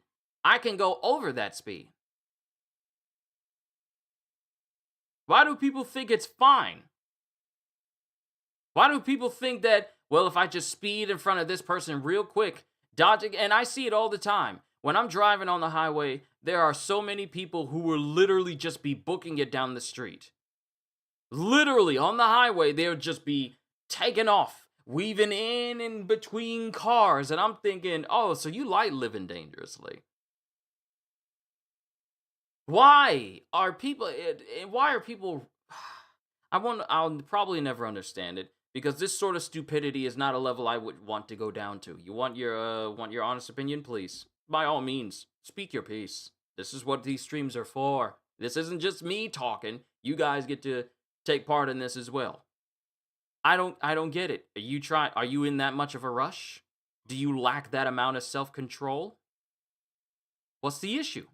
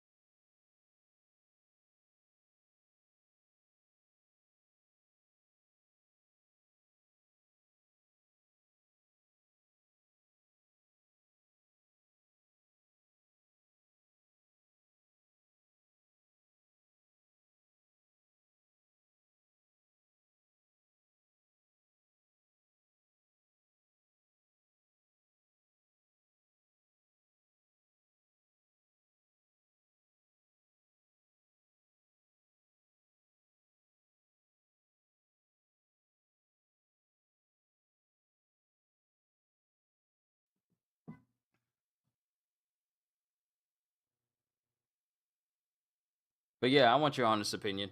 Let me continue the video though. Install, killing the bearing on a test drive.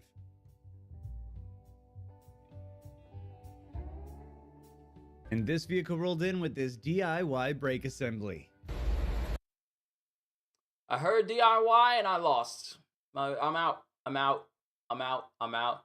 Don't do it yourself for your car unless you're an expert. Do it yourself for cars. I honestly feel for people who sell. In Singapore, if you cause an accident, it's a minimum $2,000 fine from the government plus your license revoked for X amount of time and or indefinitely. America should have that then. Because there are so many people who drive on the roads on the regular. Many of us who see this stupidity, who need to get fined for driving recklessly and or have their license completely revoked for an X amount of time, have them go through learning how to properly drive on the road again, or just have their license taken completely. Because, my goodness.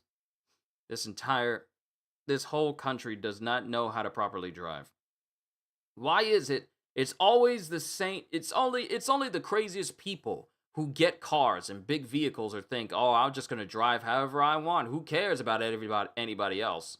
And then when an accident happens, they looking to get compensated because their car got messed up, but not because they were the ones driving reckless. I will never understand seeing people speed down the street. And the thing that gets me is I laugh at people who think I'm taking too long on the road to drive. I'm not hitting 50 just so you don't feel like you're being slowed down from getting to where you're going to. I don't care how much you don't like it. I'm not speeding down the road. I don't care if there's no cop down here on the street. I don't care if it's like 11 o'clock at night or late at night if I have to go to like a midnight release for a game, if they still do those in certain places. I don't care. I'm not rushing.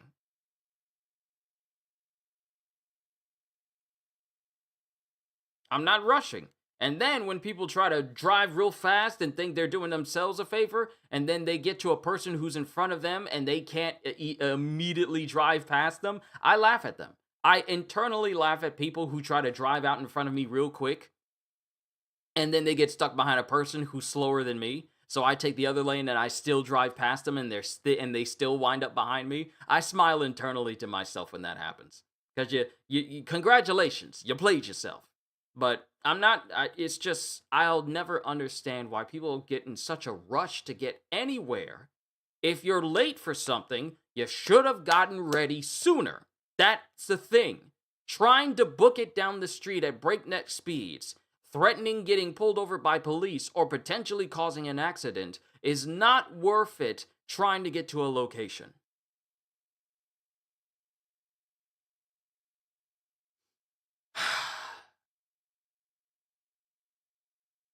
Now back to the do-it-yourself for cars thing.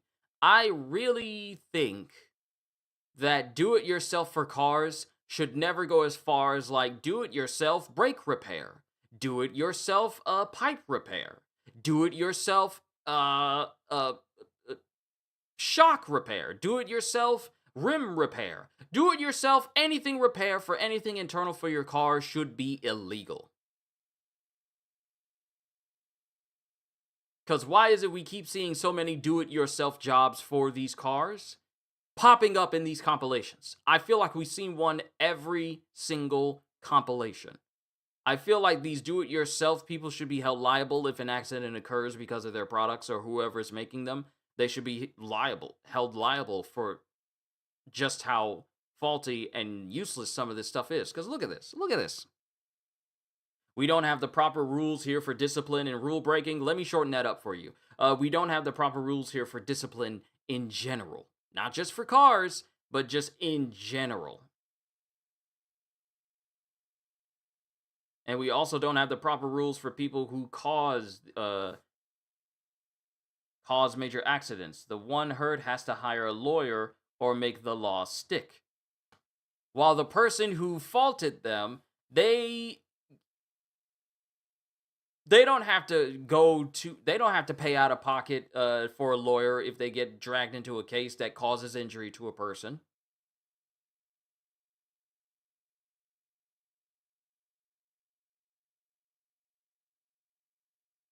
They're just like, I didn't do anything wrong. I was following the rules of the road. I just looked away for 1 second. I'm not held liable. Meanwhile, the person who was in the accident, either if they're not dead, they could wind up being horribly injured. Meanwhile, the thing is, they're the ones, I feel like the people who get into accidents and the ones who cause it, but they walk away, but then you have other people who get into that same accident and they can't. They get horribly injured, mangled, maimed even, maybe even wind up losing some limbs because of this. They're the ones worst off from it. Who cares about the car at this point? The people who get in these accidents suffer the people who get into these accidents are grievously injured, suffer way more than the person who gets to walk away, because those are hospital bills. That's therapy. That's having to rely on other people to take them places until they fully heal, if they are still able and capable of driving after the fact. There are so many factors into this whole thing. It'll probably take me too long to go through all of it.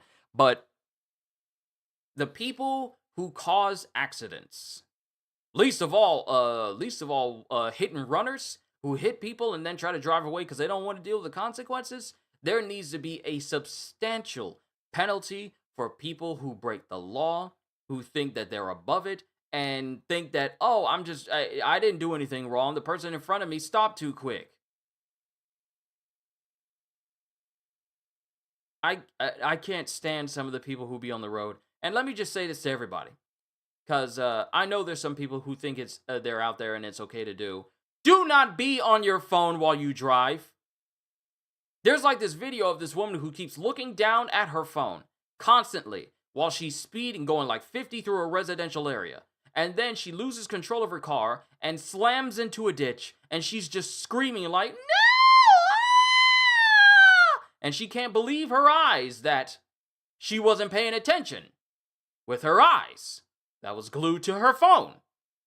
Please, please, please. If it's a phone call, have it on Bluetooth so you can speak hands-free. If someone's texting you, don't text while you drive. I don't care how much space, and especially don't do any of this while you're on the highway. Just because there's a couple 100 feet of empty space in front of you does not mean it's safe. Does not mean it's safe for you to take your phone out on this straightway where you barely have to turn and you just stay in one lane. It does not mean it is safe for you to mess with your phone while on the highway, because all it takes is for that one truck driver to not pay attention to the fact that you're slowly starting to swerve, and then you wind up getting into an accident, causing a pileup, or even worse, or even more so, getting so distracted that you swerve out of the way and cause even more problems while on the street. Your phone is not so important where you need to have it out with you while you are driving. Unless the only exception to messing with your phone is if you have it set on Bluetooth and you hit the button on your dashboard to answer. Other than that, I don't want to see nothing about, let me call my people on the phone while you're looking at the phone. Let me do it like this. Let me do it like this, because I got my phone here with me. You're on your phone. You're driving. Having your phone in front of your face is not acceptable because you're still distracted. Just having it in front of your face so you can be like glancing at your phone and then looking at the road, looking at the phone, looking at the road. That's unacceptable. It's unacceptable. It's unsafe. I don't care how long you've been driving. I don't care how skilled you may think you are with driving. It is literally one of the most unsafe things to ever do in the world. Oh, we already know that. Do you though? Do you? Do you though? Do you? You see, because when it comes to people, and mind you, people in the chat excluded. People in the chat excluded. Some people are just so stupid that they think, I'll be fine. Nothing's happened to me before. I thought I was fine too. I had never been before October 18th, 2018. I had never been in an accident before. And I thought, wow, me being in an accident seems so far-fetched.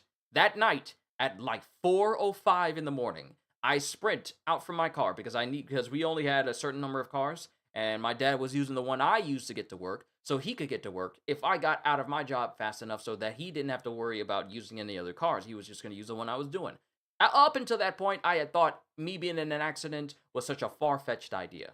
4 a.m. in the morning, when I get done with my shift, I speed through it. I race from the store and I race out the door so that way I can beat my dad, not beat my dad home, but get to the house before my dad leaves so he could use the car that I used. I start driving. I'm breathing heavily. I'm drive out. All of a sudden, I black out from lack of oxygen because I was breathing heavily and I didn't have enough oxygen to the brain. And it not enough oxygen to the brain from breathing. I pass out. I go from the right lane into the left lane. Luckily, it's so late in the day that no one was already on the road. I go to the left lane, drive over the curb, and I wake up embedded into a telephone pole. The telephone pole's still standing, but I was embedded into the telephone pole itself, rear view mirror sitting in the passenger seat, windshield shattered, airbag deployed, right side of my body completely messed up. Mind you, I'm still here, fine, completely messed up, right side of my face injured, nose bleeding, eye or right orbital wall inside of my eye cracked, fractured inner orbital wall of my right eye. My whole right side was just down for the count. Mind you, I was still conscious enough. No fatal injuries or no permanent injuries to the brain. I remembered who was in office that year and everything. I was able to talk to them competently and calmly. I called my dad, still breathing heavily because I had ran all the way to my car, and went through the whole process of being in an accident. Up until that point, I thought, I don't think it's going to happen for me. So you can take it from someone who was in one, who was able to walk away from one. You can think that you'll be fine. You can think for 1 second, I'll be fine. Nothing will happen to me. Nothing's ever happened to me before. That's what I thought. Then I had an accident. This is the reason why I take driving way more seriously than I ever had, because I should not be here. The entire car was totaled. There was no way to fix it. No way to fix it. You can live dangerously if you want to. Ravi, it's good to see you. You can think that you're so skilled at driving that nothing that has ever happened to you before will never happen to you. You can think that. You can.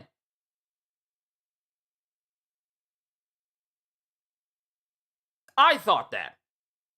For myself, I thought that.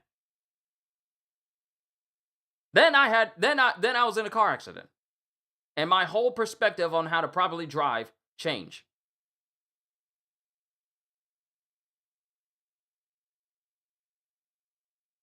So when I see people driving on the street, acting like, yo, Flip Dude, it's good to see you as well. What did you just log into? Oh yeah, I'm just talking about my accident. Because people on the streets are numbskulls. People driving on the streets, you see people on their phones, they're driving as if, oh, I'm skilled enough to drive with my phone. Because this is driving with your phone in front of the steering wheel so you can look at it and mess with it and drive at the same time is so unsafe. And I don't get why people think that if they just have it up and constantly glance all the time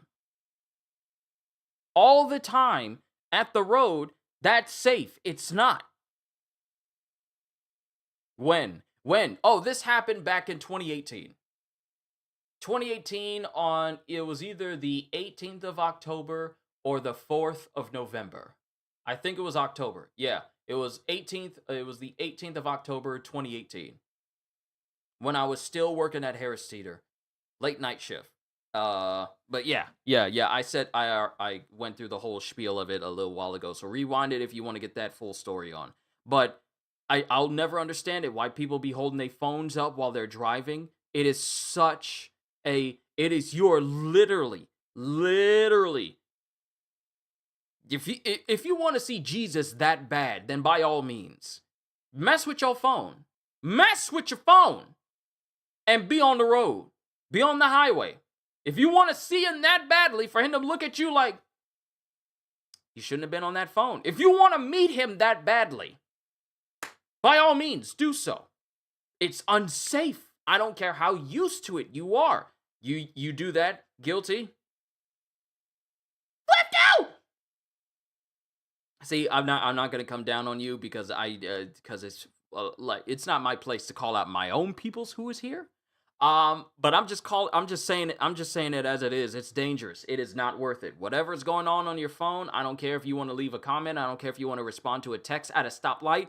And even then, stoplights are still iffy because you could be so in tune with the text that you don't even notice when the light changes and then you get that honk from behind from someone telling you to go because you're so into your phone. You see? They're dangerous. When they distract you so much that you literally don't even pay attention to when the stoplight changes green for you to continue on, it is, you don't have a choice though, you need the map. See, I feel there's a way you can do that without actually having to view your map. Just for me, if I'm using maps, I'll just turn the volume up and just pay attention. Cause when I'm using a map to get to someplace, I don't have music playing. I don't have any other outside sources going on so that I can't hear what's going on. I just have the map telling me what to do until I get to my destination. And then when it's on the way back and I get back to familiar territory, I turn it off. But you really, people just and here's the thing, I can't tell anyone here what to do. I'm just some dude on YouTube, all right? I can't tell you what to do. But please be safe. And it's not just you meeting him, it's a possibility of sending someone else there too. That's the worst thing. It's one thing you going to see Jesus because of a car accident. It's another thing that you sent someone else there to see him based on your own actions.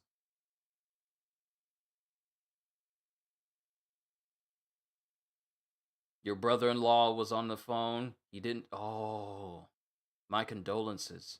He didn't survive. It's been 5 years. Don't use phone while driving, please. Please. Never underestimate the stupidity of the general public. I never underestimate it. I expect it to happen. Because no matter how many smart people exist in the world, there will always be at least 5 times that amount of stupid people who think they're smart enough, who think they're smart in general. That's not even hyperbole. That is just straight up facts. There's plenty of smart people out there in the world, but there's so many dumb people out in the world that basically there's such a massive amount of them, and so many of them have a license somehow. So many. How much do we have left of this? Oh, we're nearly there. We're doing quite well. We're nearly there. And this vehicle rolled in with this DIY brake assembly.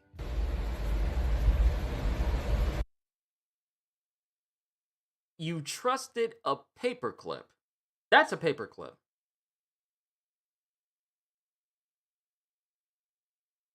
What happened? Your screen went white? I don't know what it was. I saw it out of the corner of my eye on the playback. It just went all grayscale. I don't know what it is.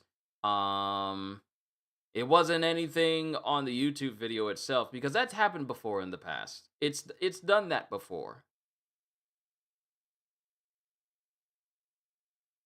Understand that people may be stupid, but they internalize that they are more dumb than you think.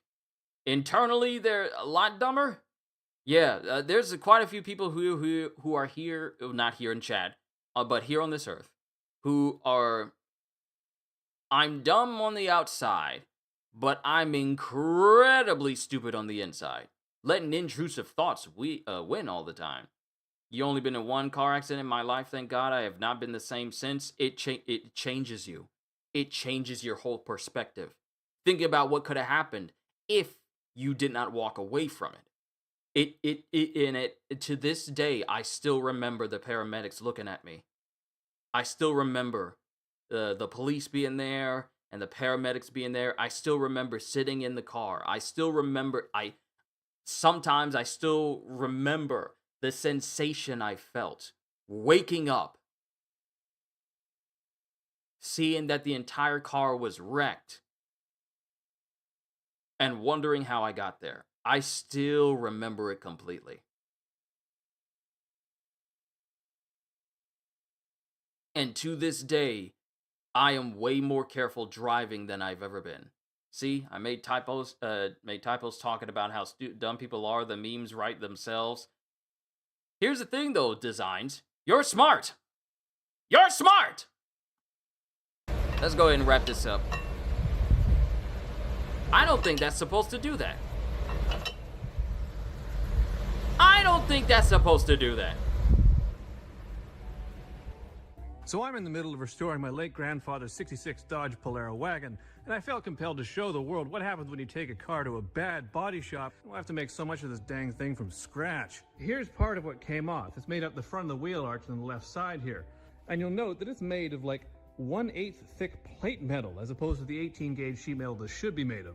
And you also note that the body line isn't quite as sharp as the factory would have had it. Not even close. And this was so wrong, they'd sculpted this entire body line of pure Bondo. And you also note that where the trim holes are here, they felt compelled to reinforce the inside of 1/8 inch plate with what looks like 3/16 inch plate. And you can see at the front here, they just tried to seal it with like tons of sealant, and all that really managed to achieve was just trapping moisture between the plate metal and the reinforcements. Ugh. And finally, look at the quality of welding that our mystery body shop inflicted upon us. Giant gaps, terrible booger welds, and just giant holes. Like giant holes you could almost put your finger through. Customer states bike feels bouncy. The shop lifted it and found the entire rear shock blown out. Not rebuildable. While checking it over, they also discovered a hole in the exhaust. Final bill, $2,650. Let's see, car accident, maybe not want to drive anymore, only do it rarely. Cars are expensive. They are. While driving, always assume all other drivers around you are dumb, yes, and can do any dumb thing. That's the reason why I'm always checking. If I see a car coming up on an exit in the middle of a highway, I immediately get apprehensive and I immediately get on the defensive. And here's the thing. I lock in extra hard when I'm driving other people. If I'm driving my sisters, or if I'm driving my mom, or if I'm driving my dad, my attention gets extra focus. I basically turn into a robot at that point where I'm only thinking of getting to point A to point B safely and scanning everything. I'm not joking. I'm not looking at anybody. I am focused on the road because that's another life in my hands. That's my family. That's the people, or that's my family. Or if I'm driving my bro Chris around, I know two of them. One long distance, one here where I live. And he's my brother too. Love his family. Absolutely amazing person. If I'm driving him anywhere, I can talk to him, but I'm rarely looking at him because I'm focused on the road because, like I said, another life in my hands. I lock in extra hard when there are other people in the car with me. I'm already locked in when I'm by myself, but I get stoic. I don't be joking and being all loud, but I get stoic when I'm driving another person because I want this person and me to get to where we're going and get back from where we're going safely. That's what matters most to me. So I get it. Suddenly passed out driving one time midday while stuck in traffic. Car, which survived, had its front destroyed. The doctor said it was due to overworking. Take care of yourselves. Seriously. My goodness. Never be on the road if you're tired. Never be on the road if you're tired. Ever. It is so dangerous. I remember coming home from shifts. And I was tired, very tired. Thankfully, the distance from my house to where I worked wasn't too far away. But driving tired is insanely dangerous. It is. Even if it's a short distance, it's so draining and it's so dangerous because don't stop. Don't be at a stop. Don't be in like a traffic jam and you're tired. Next thing you know, you find yourself like stopped where you are and you wake up and people are wondering what's wrong with you, what's going on, and the traffic in front of you has already moved on ahead, I say this from personal experience, it is, please take care of yourselves. It is so important. You need to be in tip-top form to be able to drive. Oh no, I wasn't tired. I had a lot of energy. It was a legit pass out. I wasn't sleepy. I wasn't sleeping. Nothing. My brain just stopped working. Oh, that's even worse. You remember my tire blew last week on Express Highway? I was locked in as always, so nothing bad happened. That's how it should be. Also for Flip, your brain just stopped working. It was like your brain just went like, I don't say, and I don't mean this in like a joking, clowning type way. That's just, wow. See, I blacked out when I crashed. I blacked out completely. Like, I was driving and I was just trying to take off, and then everything just went dark. Everything just, like, my vision just suddenly went dark, and I don't even know how much time passed. I just woke up and then I was surrounded by paramedics and police. And they asked me, like, did I have any history of epilepsy or anything of that nature, any seizures or any neurological thing going on in my family? I was all like, no, this is the first time it's ever happened. This never happened to my dad. It's never happened to my mom or my sisters. It only happened to me. But blacking out while you're driving, literally one of the most terrifying things that could ever happen. Because when you black out, you're out. You are out. It's not like you can just flip a switch and then you're back on. No, you come back when your body resets itself. That's the thing. You have no control over that. So it was like, oh, okay. Oh, okay. Oh, I crashed? What? When? The scariest thing is when you be all like, when did this happen? Cuz you don't remember it. I felt the car hit the curb, but I was so unconscious that I couldn't wake up to see what had fully happened until my body decided to wake up. That's what happened. I felt the car shake and go over the curb.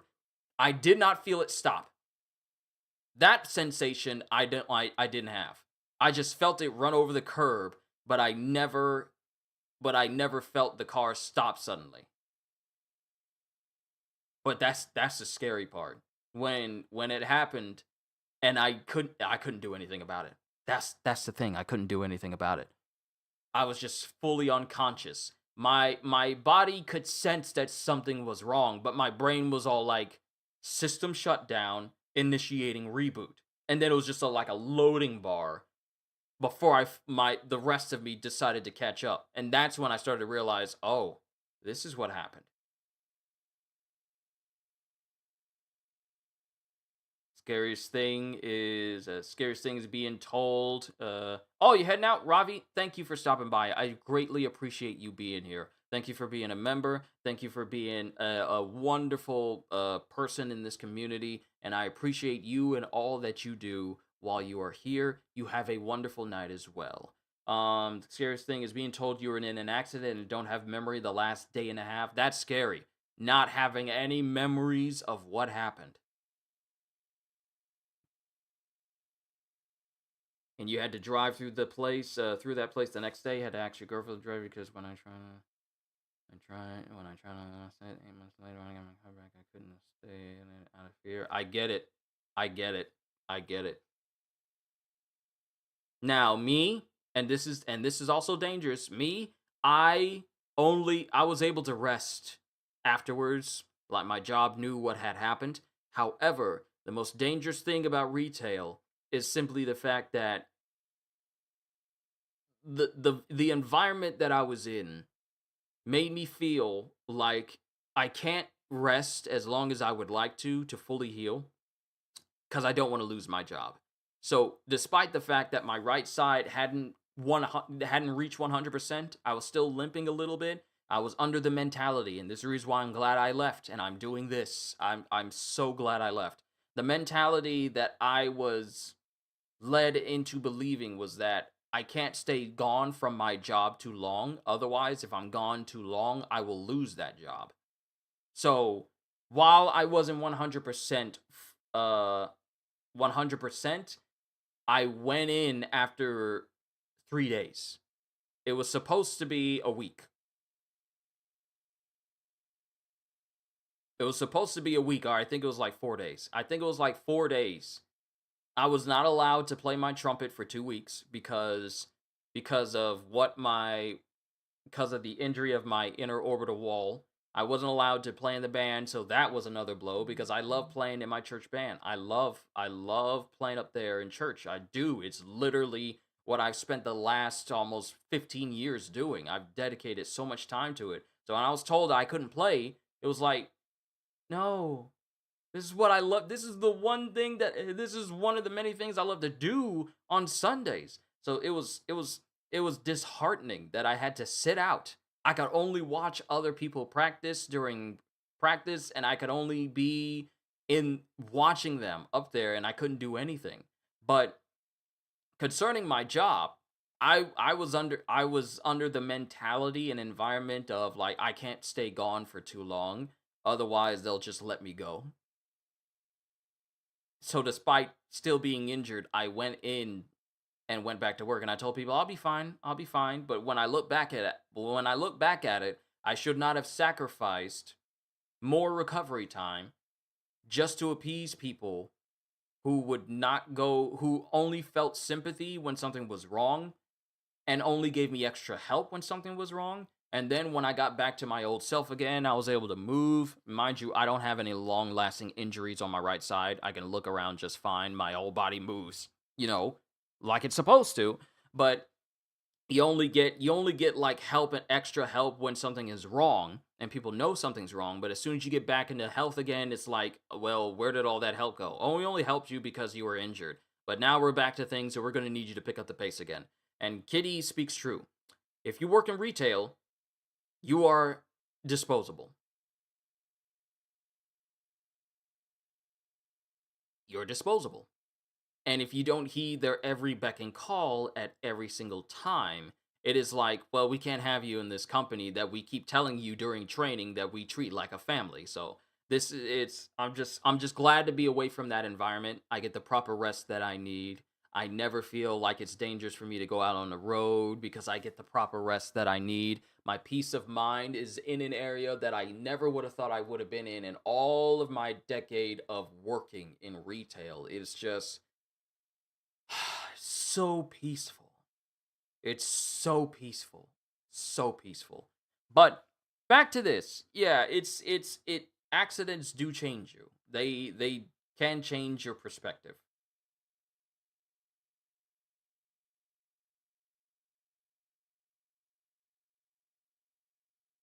My dad's a doctor. If you know people with parent doctors, you know that to us, injuries are no big deal. But I've been in that situation too, but they sent me home out of it.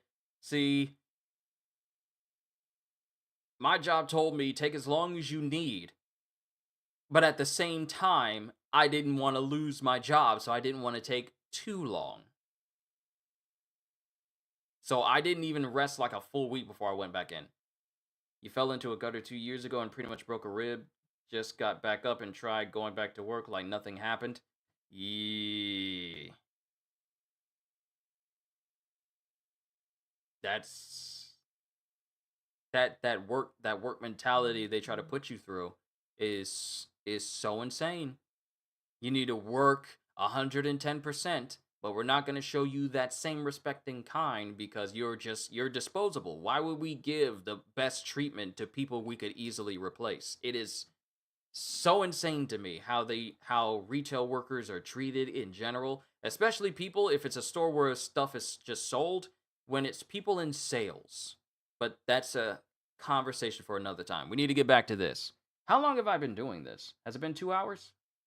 I feel like it's been 2 hours already.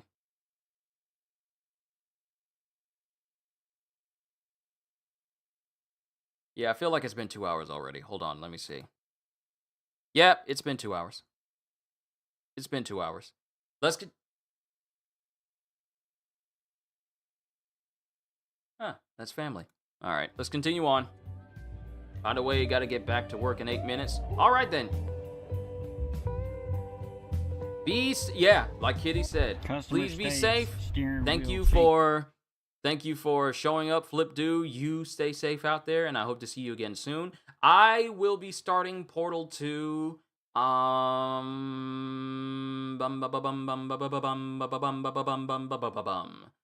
I feel like hold on.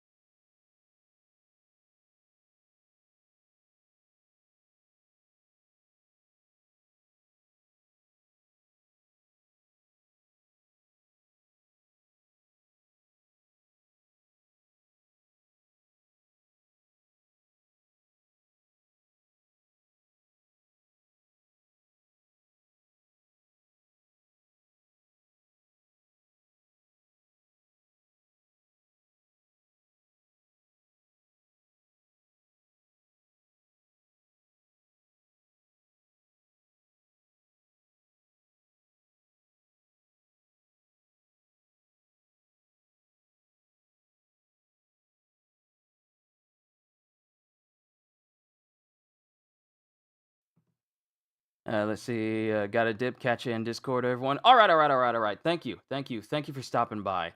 I got food downstairs. I got to go ahead and grab that. I'll bring that up, and then I'll be right back so we can finish off this compilation, and then I'll say my piece, and then we will call it a session for today. So give me a little bit of time. Thank you, everybody.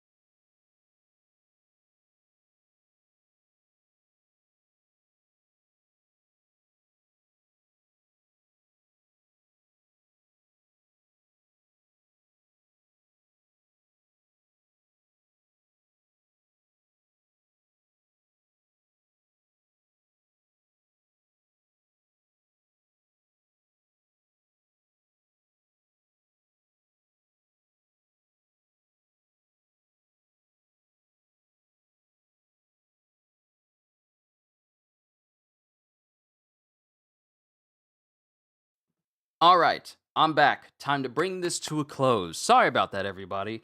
I was talking with family members and showing my sister my shades, but let's continue. Why does that off-roader look like that? States steering wheel shaky on turns.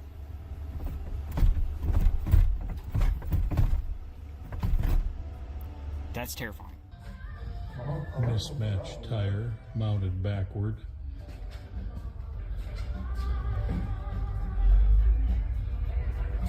Broken leaf springs.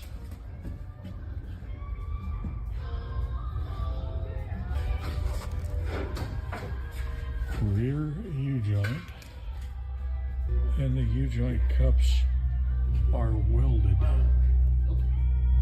No snap rings. Cups are welded into the yoke. Customer complains of a severe vibration. Imagine that. Alright, so what we got here is a bunch of license plates shredded to bits and pieces. We got our Okay. 18 volt Milwaukee with some pieces of copper. You ready? Start her up. Go for it. This nigga What? really thinks he's working, watching the fight.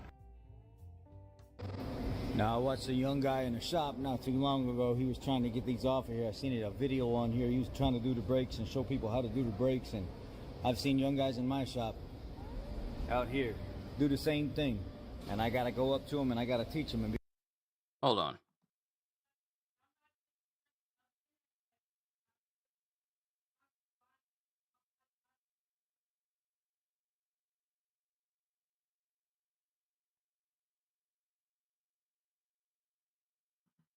Huh. I watched a young guy in the shop not too long ago. He was trying to get these off of here. I seen it, a video on here. He was trying to do the brakes and show people how to do the brakes. And I've seen young guys in my shop out here do the same thing.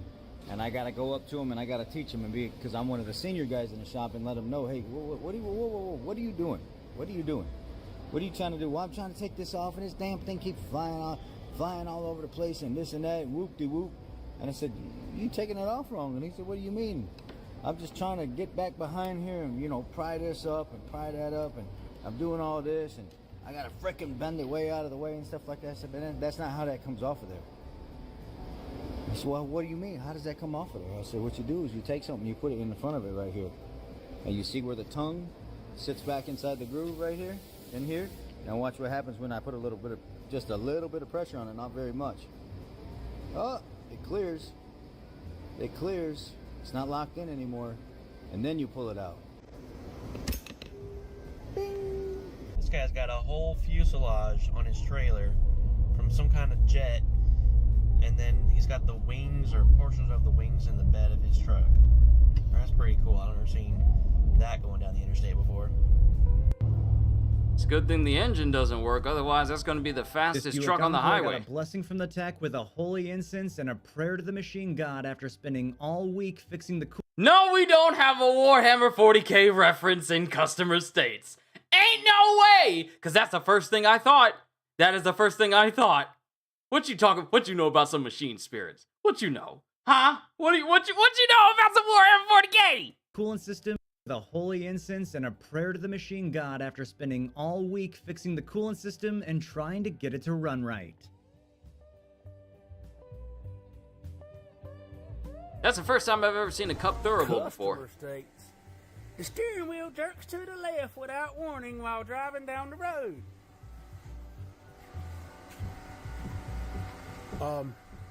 Customer, I'd say you're right again. You know, I love my Hispanic heritage, but like, ¿sabes qué? Even Jesus is like, bro, no mames, fix it, chingao. Customer states his car is in limp mode. It's not in limp mode. It's on life support mode. Customer states left rear and right rear tires has a slow leak.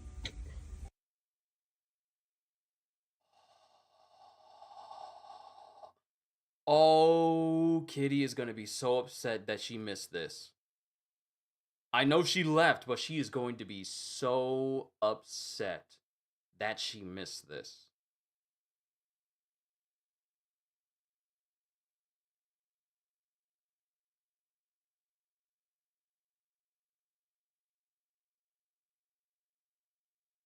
This is the baldest tire I have ever seen.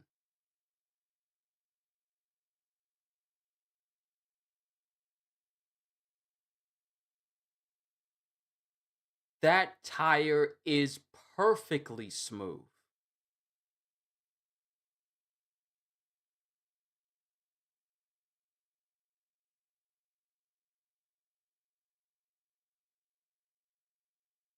I'm sorry, let's continue because we're about to be done. We're about to be done. And right rear tires has a slow leak. Wonder why. It's both tires. It's both rear tires. How have you been driving on these tires for so long to the point where they are bare? How?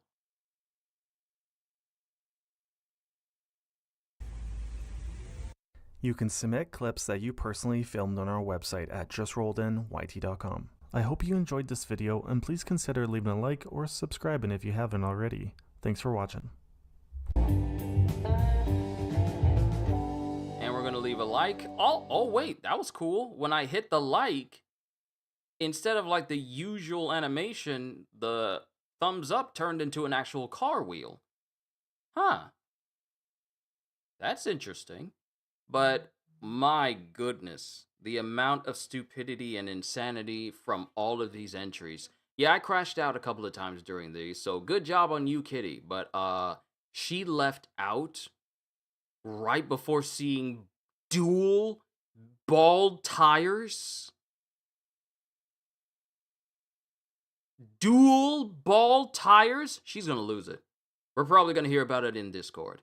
But, ladies and gentlemen, that has been... Do it again, I missed it. Oh, hold on, let me see.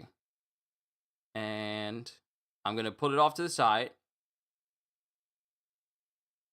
Yeah, it turns into a tire screeching with smoke coming out. That's cool. That's actually pretty cool. But that is it for customer states for the year of 2025. I imagine we're going to see some more when we get past February because it tends to be done in like 2-month intervals. So we'll get January and February in March, most likely. So there's probably going to be way more dropping this year because the stupidity of drivers never ceases. But, ladies and gentlemen, I'm going to call it a session here for today simply because I got hot food here and I intend to eat it. And then I'm going to get right back on Warframe again because I am addicted. I will see you guys in my next session because Thursday will not only be the 25th volume of our reading of Hunter x Hunter, but it will also be the release date for the fan selection DLC pack for Pirate Warriors 4 that includes Eneru, King, and Zephyr. And then Friday will be when I create my character for Code Vein, because I'm going to be playing Code Vein at the end of this month. So I can't wait to see you guys in the next session that we have. Hi Dragon, Flipdo, Hybrid, Kitty, Ravi, everyone who tuned in here today. Yes, the Warframe addiction phase. Here's the thing though, there was an addiction, but then I started playing other games. But now it's been reignited ever since I just started playing with my bros again. The same bros that really helped me get into Warframe, and where I met both Brandon and Chris, my two gaming brothers that I consider family to me to this very day. And also, our clan research is almost done too. Like, we've been building everything. We only got like one thing that needs like some mutagen samples. And that's it. And then we will have built everything in our clan, and we only have 3 people. It took us 4 years to do this, and it was on and off again. But we're about to be done with all research within our labs in our clan, in the dojo. So it's like really incredible that we spent so much time doing this, and now it's almost completely done with everything. So I'm happy with all the progress we've made over all of these years. But I'm done, ladies and gentlemen. Thank you for tuning in to another Customer States Compilations. Thank you for Just Rolled In for providing me with stuff that continues to break me even now. And we are already halfway through January, so let's see what 2026 offers in terms of insane clips that this channel is going to bring us. But ladies and gentlemen, I'm done. Hope y'all enjoyed. Can't wait to see you all in my next video. Like, comment, and subscribe if you haven't already. Even consider checking out my Patreon, because I am always looking forward to entertaining you. And because I know you're coming back anyway. Have a fantastic day, and once again, as always, later, peoples!